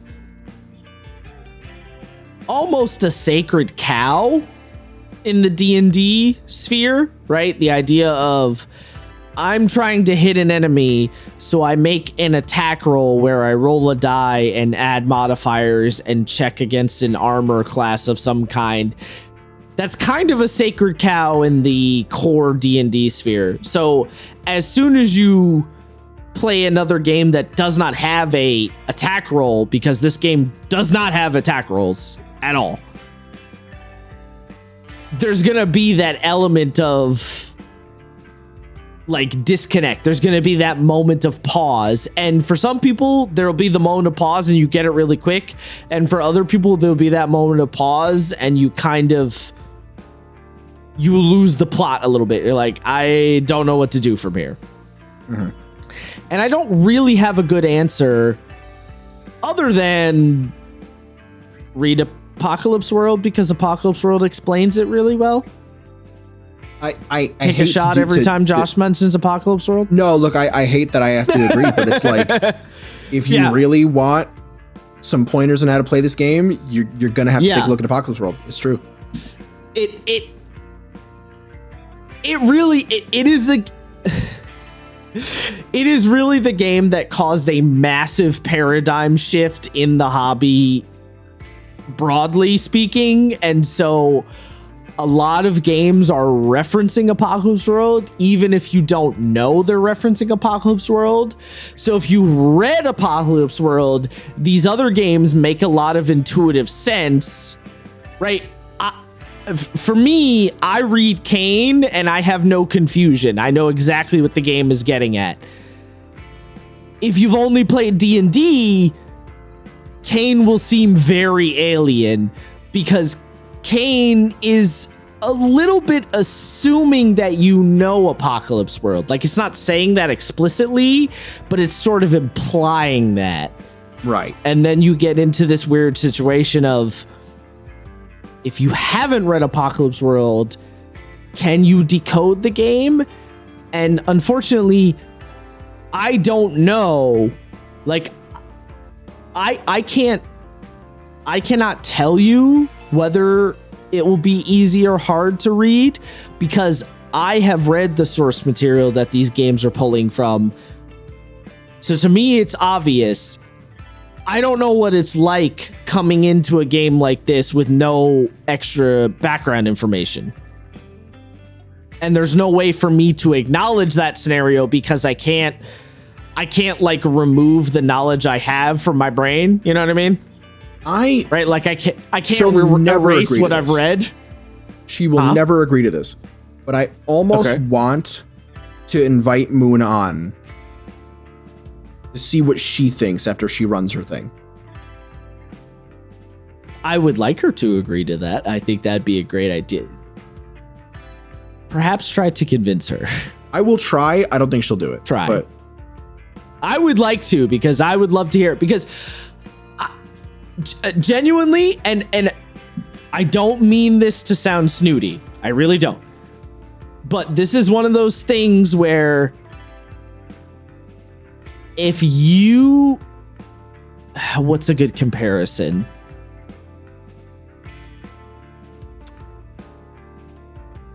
Okay. Let's take the video game example, right? If you're someone who's been playing video games since the dawn of Mario Bros, like the original Mario Bros, right? You will have a very intrinsic understanding of like platformer games, right? Mm-hmm. Whereas if you're a 13-year-old child now and you play Donkey Kong Bonanza right now on your new Switch 2 that your mom bought you for Christmas, you don't have that intrinsic knowledge that Mario Bros on the Super Nintendo imparted to you, because you never played that game because you weren't alive. So you're going to come in with all of these fresh new assumptions about how this style of game works based on Donkey Kong Bonanza, which in a way you're almost getting a different lesson because Donkey Kong Bonanza is a completely different game. It's kind of the same scenario.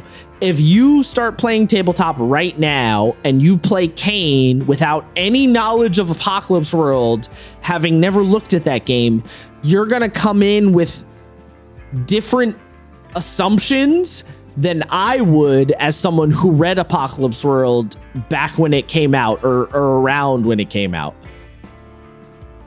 So I would love to hear, what someone who came to the hobby without having read Apocalypse World and looks at a game like CAIN and what kind of thoughts they have about it without that background knowledge. Right? Mm-hmm. It's a very straight, and this is not me saying that you're wrong for doing it that way. This is just a reality of, I mean, it's a reality of all hobbies, I guess, is what I'm really getting at. Because if you read a modern sci-fi novel, but you don't know anything about Dune, you're going to have all these assumptions about sci-fi without any information from Dune, which is the book that's really informing all of the modern sci-fi, but you don't know that. So you're coming up with like these fresh new, like this is how genres evolve, right? Right. It's good and bad. It's bad because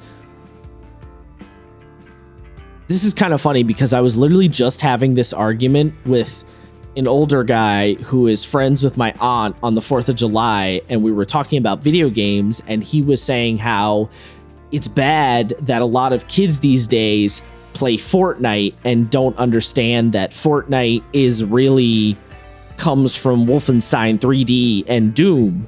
And I'm like, well, you're you're right in a sense, but you're also wrong in a sense, because that's how you evolve a genre. Is new people come into the genre with no preconceived notions, and because they have no preconceived notions, they push the genre into a new direction because they're not shackled by the old ways.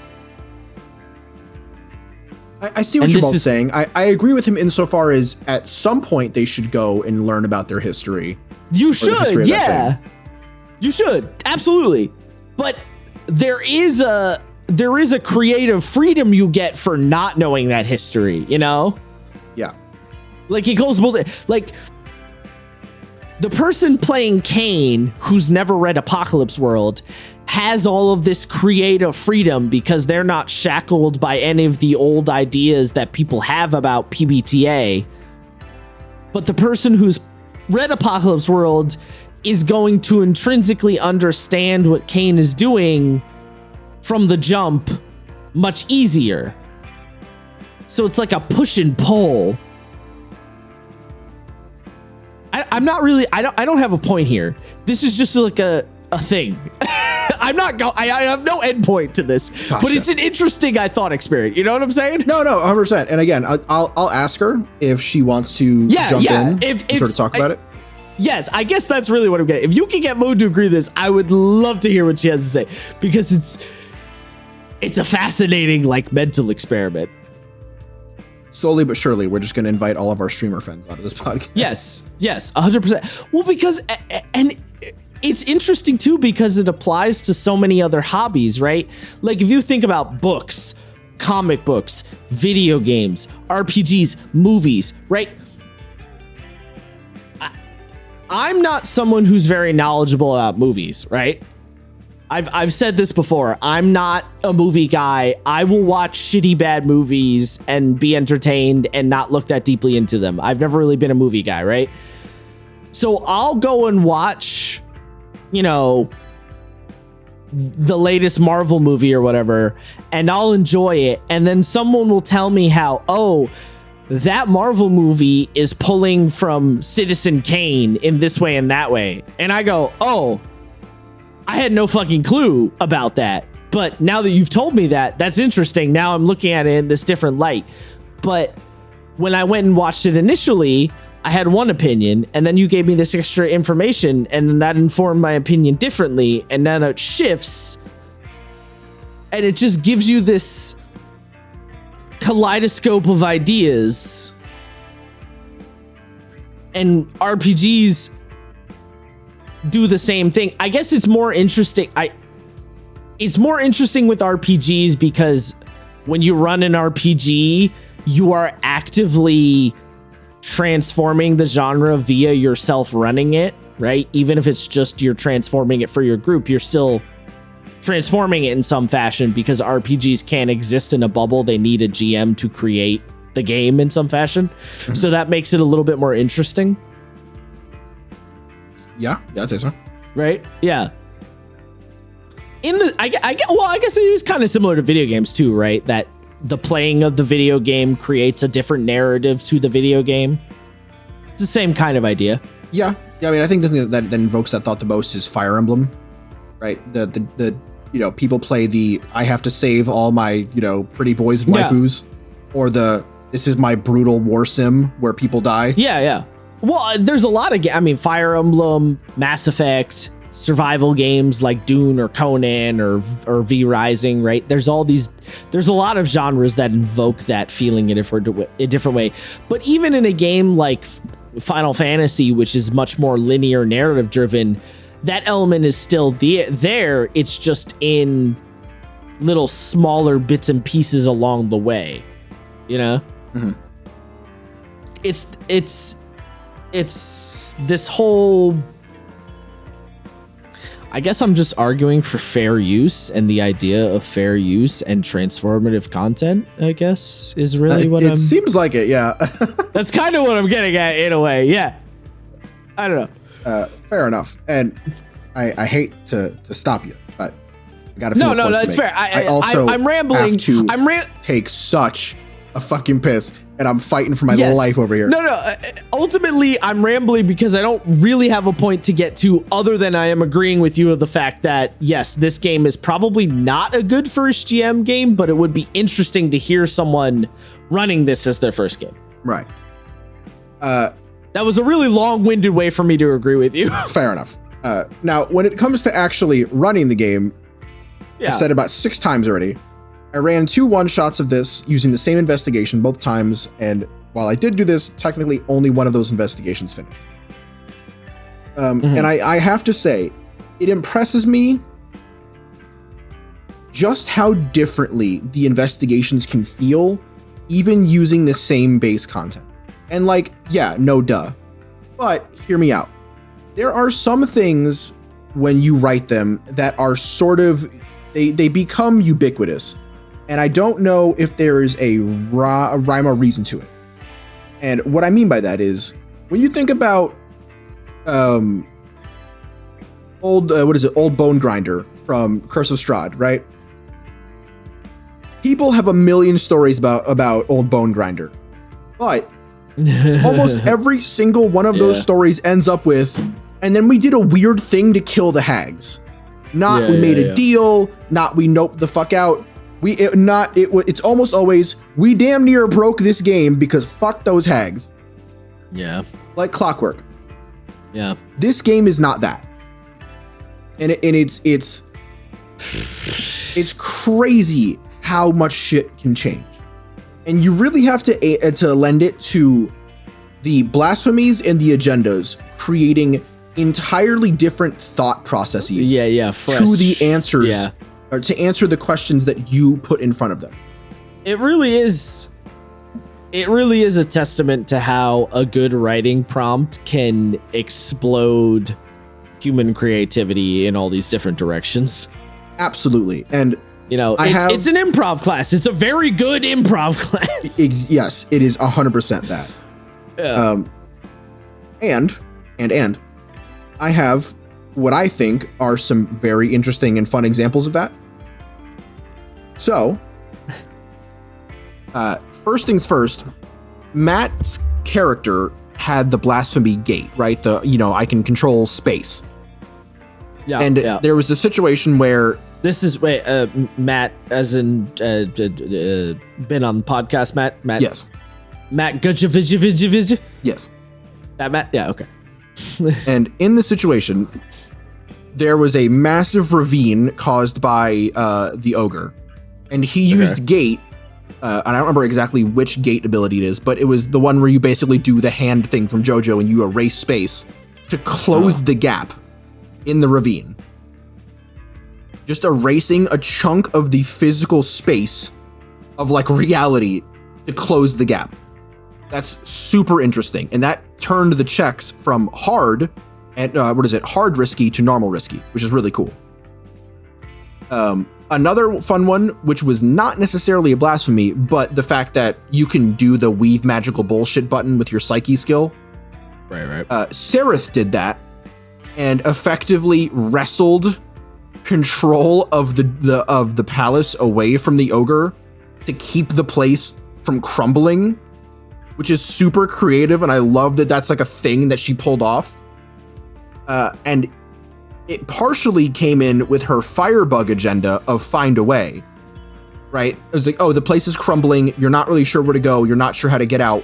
What do you do? And she was like, oh, well, I want to find a way, and I'm going to make the way myself. I'm going to hold this bitch together with my bare brain. And she did. My bare brain. Another fun one. My mom did this, actually, which is funny because I ran one for her and my cousins. She took. I would love to talk about her experience with playing this game, but yeah, I don't think that's good.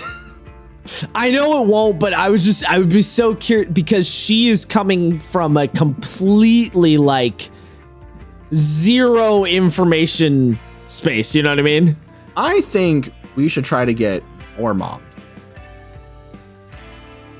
So funny thing about my mom is she has played D&D way back in the day, like 2nd or 3rd edition. because see? my uncle played D&D a lot. That's why I have all those old books. Mhm. So she has actually played. It's just been a long time. Gotcha. Yeah. Yeah, so she had a lot of fun using I think it's sympathy, where you can talk to the objects, and got a lot of use out of psychometry to just be like, oh, this is a clue.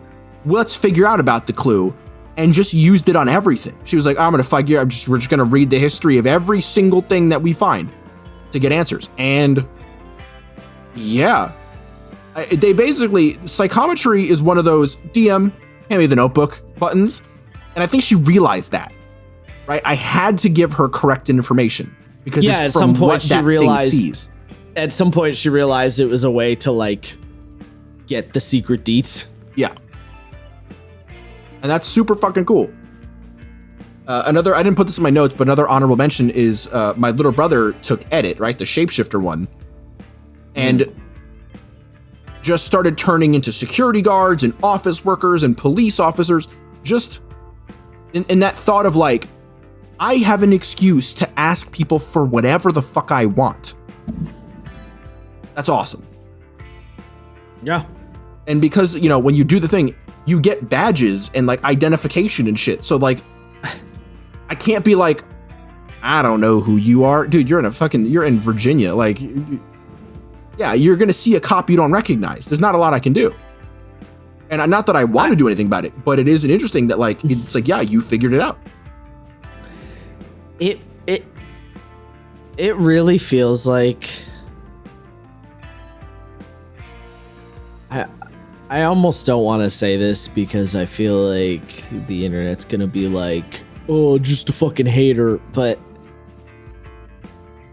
I don't know, man. It feels like D&D has almost become invalidated as the inroad to the hobby, you know? Brother, I'm a keep it so hunted with you, Chief. I don't disagree. That is the exact conclusion that I have been coming to in the last 6 months. I know. Yeah. Like, I don't want to say it, like, I don't want to shit on D&D, but it just feels like D&D's sort of behind the times, like behind the curve, you know? Right. No, it just feels archaic. Like, yeah. Like I had this thought today, right? Like not, D&D or not today, but this week as I was writing my notes. The fact that Acid Splash requires a target of a creature. Yeah. And yes, you can break the rules and use Acid Splash to bust open locks or chests or whatever. And it's like, oh yeah, we did that. You can do that in Baldur's Gate. Yeah, you can do that in Baldur's Gate because the Larian writers understood the assignment. Yeah, they understand that they almost understand D&D better than the D&D writers in a weird way. Yes. And the fact that in D&D, the GM can tell you the padlock is not a creature, you can't hit it with Acid Splash. Or, you know, I distinctly remember trying to blow a hole in a ship using Fireball. And that seems pretty, right? That makes sense. Yeah. But the fact that the ship has hit points for for cubic inches of wood. Yeah. What are we doing here? You're completely invalidating the fun that you can have by just doing a thing. You have to constantly worry about the AC of the material, the hit points of the material, how dense is the material. I used to think that was cool, and now I'm like, why the fuck does it matter? Yeah, you're like, wait a minute, why do I care? It really, because the thing that made me think that in the moment as you were talking was you talking about how your mom realized she could use her character's ability as a give me the information button. Yeah, it's like D&D just wouldn't let you do that. It wouldn't, no. It just would like deny you. It would put a really stupid check in front of it, despite the fact that you're already burning a resource in your spell slot. Yeah, or it would put a lot of contingencies to the... Yeah, it's just... Yeah, it's like, I don't want to say D&D is invalid as a part of the hobby, but it just doesn't feel like the right game to introduce people to the hobby anymore. No, It feels like we've moved past it. And to be clear, because this is inevitably going to happen, we are not saying that if you enjoy D&D, you are invalid. Yeah, you could like D&D. What we're saying is, as the titan of the industry, the thing that brings people to the hobby, it is becoming increasingly ineffective. Yeah, it's like at bringing people into the hobby. Unless you do the thing that everyone does, but the game does not tell you or expect you to do, which is just let Ignore the rules not matter bit. For new players. Yeah. And again, yes, can people do that? Yes. Do they do it? Absolutely. Yeah. But the game doesn't tell you. Tell you. Yeah, it's such a weird. It's almost like if you tried to introduce. Tabletop is in a weird space because it's almost as if you were like someone who's never played video games, and every single time you tried to introduce a person to a video game, you always used Call of Duty. Like that was the game that everybody used to introduce people to video games. That would be so ineffective, right? Bro, I literally saw someone say today, I saw a post today where someone's like, I'm finally going to pull the trigger. I want to get into anime. What's a good first anime? The amount of people who said One Piece. Yeah, which is an awful answer. Yeah, it's an awful answer. What the fuck is wrong? Yeah, the thing that to tell someone if they're going to gauge whether or not they like it, the thing that over 1,000 episodes that they almost will never finish. Well, and here's the thing. Me saying One Piece is a bad answer to get someone into anime is not me saying One Piece is a bad anime. It's just not a good introducer. When you want to get someone into something, you cannot full tiz out. You can't drop people in the deep end. That works with some really people. Can't. If you have friends who will go getting Sam, our former podcast host Sam, into Dune, I know how Sam thinks. I'm just gonna go, you want to learn about the sandworms, bud? And he's like, yeah, what the fuck's going on with those? Like, yes. Absolutely. Right. Can do that. But that's not everybody. No. Like my mom, I've talked about D&D for years. I've run and played the game for years. And every time I jokingly was like, you want to try it? It was always like, no, that's a lot. And you're always talking about the rules and that's too much for me to remember. I don't want to do any of that. Yeah. Or like to get her into watching something I was like, she doesn't think highly of animation. It's a contention point for me. Don't worry. Oh, don't even get me started on that one. I was like, okay, well, you like Game of Thrones, right? She was like, yeah. I'm like, okay. What if I showed you an animated series that has the same grit of Game of Thrones and the same level of writing as Game of Thrones? And she was like, I don't believe that thing exists. And I showed her Castlevania and she loved it. We were like, oh, we're going to watch it together. And then I found, like, literally, I came back a week later from work and she was like, I watched the rest 3 seasons. I just watched the whole thing. That's great. And first of all, I was like, all right, fuck you for that. But like, no, I get it. I get it. No, I love that. Yeah, no, I love that. Well, it's literally that thing. It's like, okay, you want to get someone into anime. It's like, what's a good anime to use? And you go, okay, what is that person like right now? And someone goes, well, they kind of like Westerns. Okay, have them watch Cowboy Bebop. Right? Not One Piece. Have them watch Cowboy Bebop. Right. And then go, okay, where do I go from there? Okay, try Samurai Champloo. Okay, where do I go from there? Okay, Trigun. Maybe get a little more weeby. Maybe do like Demon Slayer. Right? Like, it's like a progression. You can't say watch DBZ. No. Like, yeah. When my younger brother was getting into anime, he was like, what's the thing I should watch? And I said Bleach. And I specifically said Bleach because I was going to rewatch Bleach, right?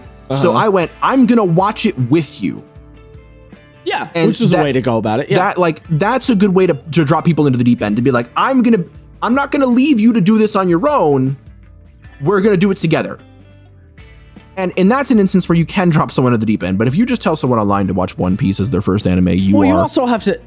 You knew the highest person. level goober.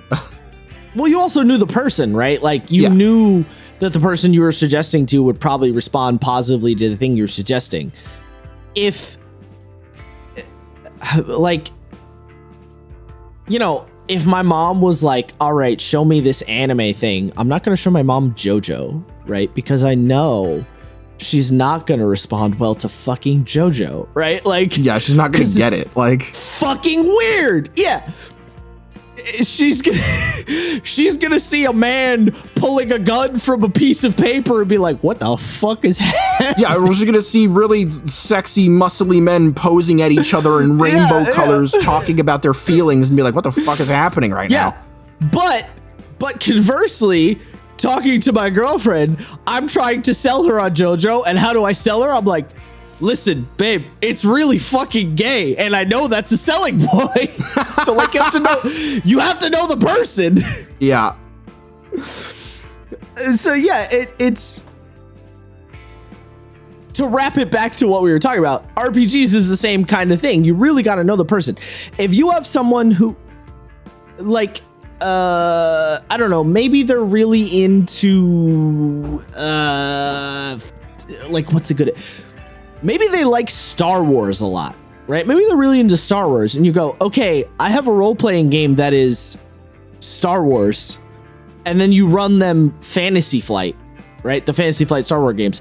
Or maybe you say, okay, I have something that I can do similar to Star Wars, but not exactly, and you run them Stars Without Number. So are you ready for this? I did this with a passenger today. Did you really? Literally. Okay. I drove this kid. He's a culinary, and he's going to culinary school. And he was I told him that I'm working for a video game company now. And he was like, "Oh, are you going to work on the new Star Wars game?" And I was like, "Oh, I guess he's into Star Wars." And we were talking about it. And I was like, "Nah, man, it's like an RPG." And he's like, "Oh, I don't really play those." I'm like, "Oh, I mean, I'm addicted. I play RPGs, tabletop RPGs." And he's like, "What's those?" And I was like, well, it's like Dungeons and Dragons. He goes, oh, that doesn't sound that cool. And I was like, well, did you know that there's one for Star Wars? And I immediately sold him. He was like, oh. Yeah. And I talked about Fantasy Flight. And I was like, do you like anime? He was like, I love anime. I'm like, do you like JJK? And he was like, yeah. I was like, well, let me tell you about this game called CAIN. I literally did the thing today. Yes. That's exactly what I mean. By the end, he went from, nah, D&D is nerdy to, I'm gonna fucking go to my local hobby shop and see if I can find someone to play games with. Yep. Literally back alley RPG dealer. Yeah. Oh, fucking so did real, it to him. So good. I know. To loop it back to a final point, because I wanted to talk a little bit more. I was gonna say, we have drifted. We've drifted into a totally new topic at this point. I wanted to talk a little bit more about the domains and stuff, but we're 2 hours and 20 minutes in. So just the last thing I'm gonna say, and this is another kind of dig at D&D. Honestly, I'll just say the only reason I went down this rabbit hole is just because this is a thing I have a lot of passion about. No, I get it. I get you. Which is to say, showing people to hobbies that they might not immediately, have any vibe with. Right. What I will say is, of the blasphemies, I love that they often lack specific damage numbers, even if they're combat style blasphemies. Yeah. Because, and again, this is my dig at D&D for the fireball thing. I know exactly where you're going with this. It forces players to think about their abilities not as ways to hurt things, but as means to solve problems. Right. Yep. And that is cool. And like, it does say, oh, this does damage up to category, but it doesn't say it deals 5 damage. It deals 6 damage. It's just telling players that this thing can damage stuff, not characters. It doesn't have a target. It just says you target something within category. And it talks about space, people, area. Like, it gives you all of that in the category system. And players go, oh, like the perfect one is what is it? Severance with tension, where you can make the blade out of your force field. Yeah. Yeah, you could think about that to cut a motherfucker. But if if you have to, there's like a building fell down around you, you can use severance to cut your way out. Or if you're trying to break into like a bank vault to fight a toad, you can cut the vault in half. Because it says it cuts through almost anything. You just think about that thing as, oh, almost anything. Okay. Well, this is a thing. I can cut through that. Unlike D&D. Mm-hmm. Yeah. Can I... Do you have any questions about the one-shots? Because I kind of rambled about them. I don't know. We've gone so far afield. I probably did, but I can't remember them now. I mean, here, I'll say two things. One, I just think it's really funny because I feel like anyone who's going to listen to this without any context is going to think we really fucking hate D&D. Yeah. Well, like, which is funny. At this point, we don't. We have ran it. I've run it. I have a million It's a complicated relationship. But the longer you play D&D, and especially us, because we have to think about these games critically and just they're fun, right? Yeah. Like, every time I do a tabletop shout out, I'm like, oh, this game's fun. I'm not going to talk a lot of shit about it, but I do have critical thoughts about it for sure. Right. And when you think about it critically, you realize that D&D has so many weird problems that other games have just solved. Yeah. Elegantly. Not like patchwork shit. They just fixed it. Oh, I'm sorry. Well, I was just going to say, too, it's funny because I've now had multiple people, you included on this list, who have said to me, oh, I get what you mean now about not being that interested in playing D&D anymore. You know what I mean? Yeah. Like, girlfriend literally said to me last week or last weekend, she was like, yeah, you know, I have my D&D campaign with my friends, and a lot of the time when I'm playing D&D, I just kind of feel like, man, I kind of just wish this was Fabula. Yeah. Dude, Fabula fucks. Yeah. It's so good. Yeah. And I get what she means. So it's just funny. Like, I don't know. I don't want to pat myself on the back too much, but it is funny to just be like, look, dude, take your victory lap. I'll give this to you. It's true.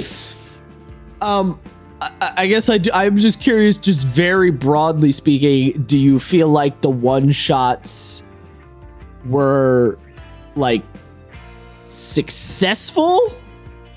Which is maybe a slightly weird way to put it. So my mom and cousin are actively asking me when I'm coming back to run another one. Okay. I would call that successful for sure. And we didn't finish the one with Paladin, Sereth, and Matt.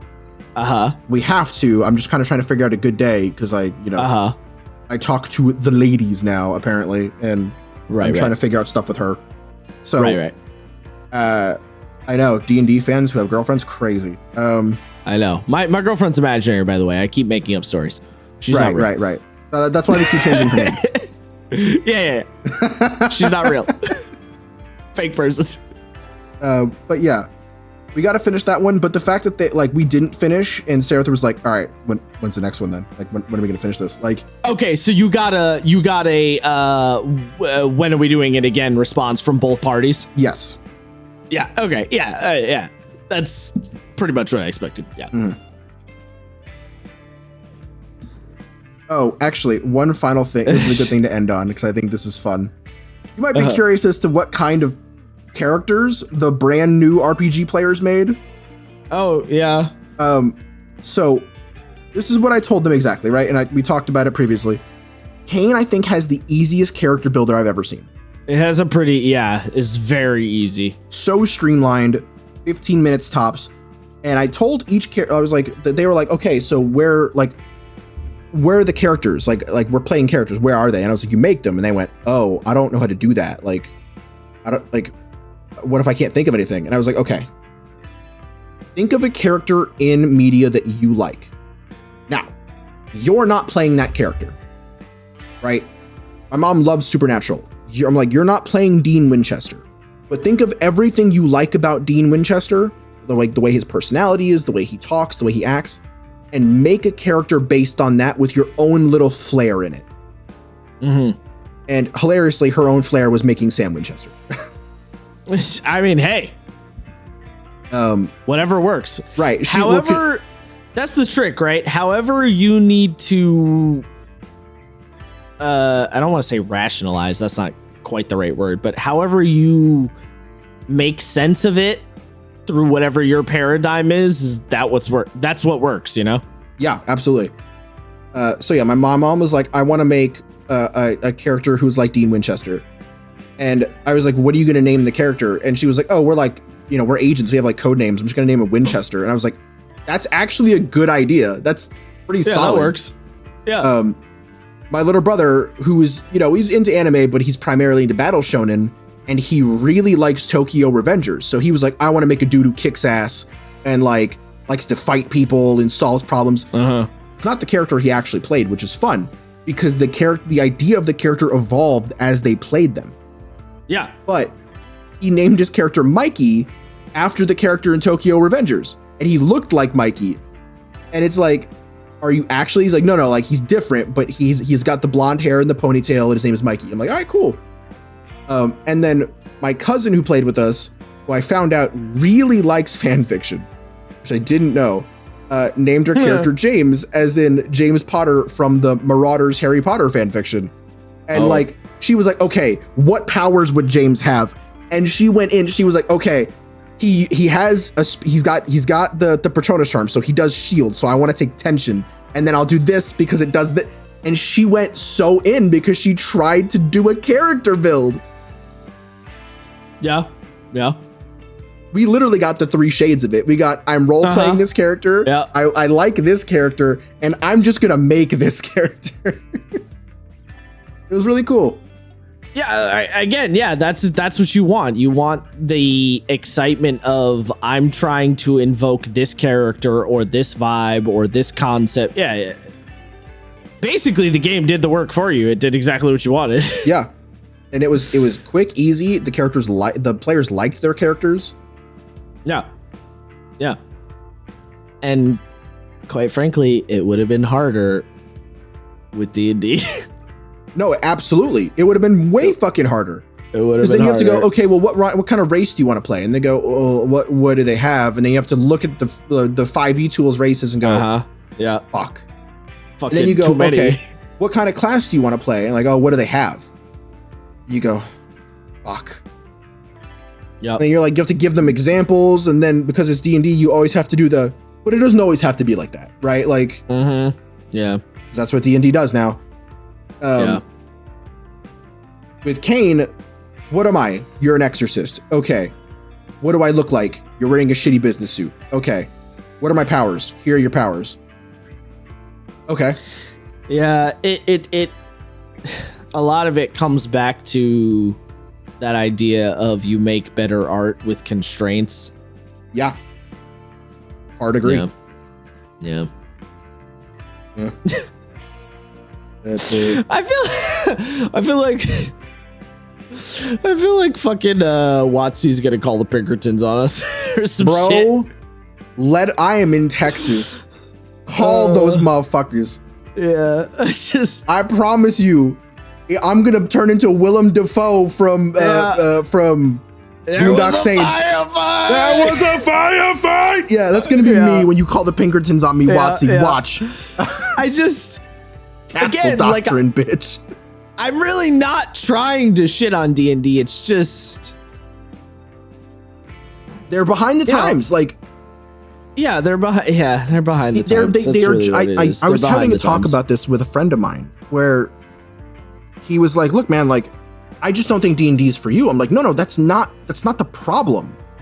The problem is that I have seen the solution to D&D's problem." And the fact that they refuse to do anything about it gets on my nerves. Yeah. And the general response was, well, that's just how they do things. I'm like, right. But the way they do things is to introduce problems that they refuse to solve. That's not a good way of doing things. And at the end of the day, I don't like how they're doing things. Right. And yes, does that mean that maybe I will play the game less and less? Sure. But the fact of the matter is that I don't want to play the games less or less. I want them to learn from the rest of the industry and stop pretending that they don't have to. That's really my biggest thing that frustrates me about D&D is I feel like their design for the game is not learning from other games. I feel like they're trying to design in a bubble and ignoring all the other games out there, which is very weird to me because you look at video games and movies and books and they're all learning from each other all the time, but D&D seems like almost a little bit afraid to do that, and I don't know why. Which is, when you think about it, it's odd given its origins. Yes, literally. That's what I mean. Like, it doesn't make any sense. Like, why are you so scared of doing that? It's very weird. I have to assume it's some sort of very like strange edict from the top, you know? That's the only way it makes sense to me. Maybe, but I don't imagine that fucking C-suite execs even understand that. Right? They just want results, typically. Right. Yeah, I don't know. That's true. Yeah, you have a good point there. I don't know. I can't make sense of it. I really can't. Because I think at some point you have to just admit that there is none. I guess it's kind of like AAA video games right now. What, they're only doing the safe thing because that guarantees a certain level of income? Yeah, because they innovation doesn't come from AAA anymore, right? Innovation comes from indie. And I guess it D&D is the AAA of the tabletop world.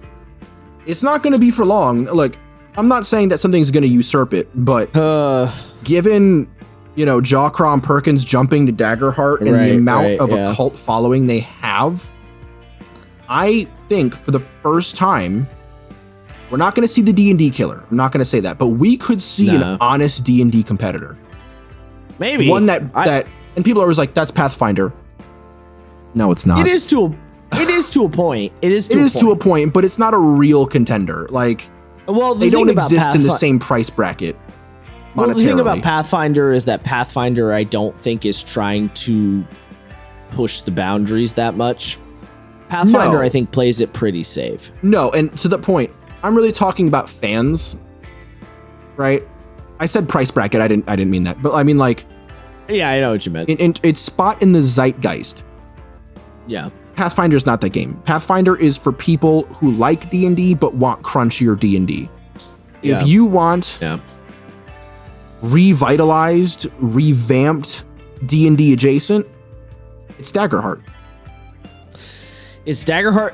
It's also maybe Draw Steel. Like, it's also maybe DC 20. Like, I think there's a couple of different options out there potentially offering that, Yes. But I think all of that to say, I think we're going to be hitting more AAA level designers in the RPG space who will bring innovation back. I hope so. I would like that. I would like that a lot. I actually, oh God, we're so far in. I kind of want to look at Tom's war game, Malagast, Magna Gothica Malagast. Oh, yeah. Because I've played some Warhammer, right? I've played war games before, and I find them tedious at times and a little bogged down by their own rules. So I would like to play that game and see how that works, because maybe the Mad Lad's done it again. He may have. But all of that shitting on D&D, that's going to be that's got to be the clip, right? Just us shitting on D&D. Yeah. Maybe.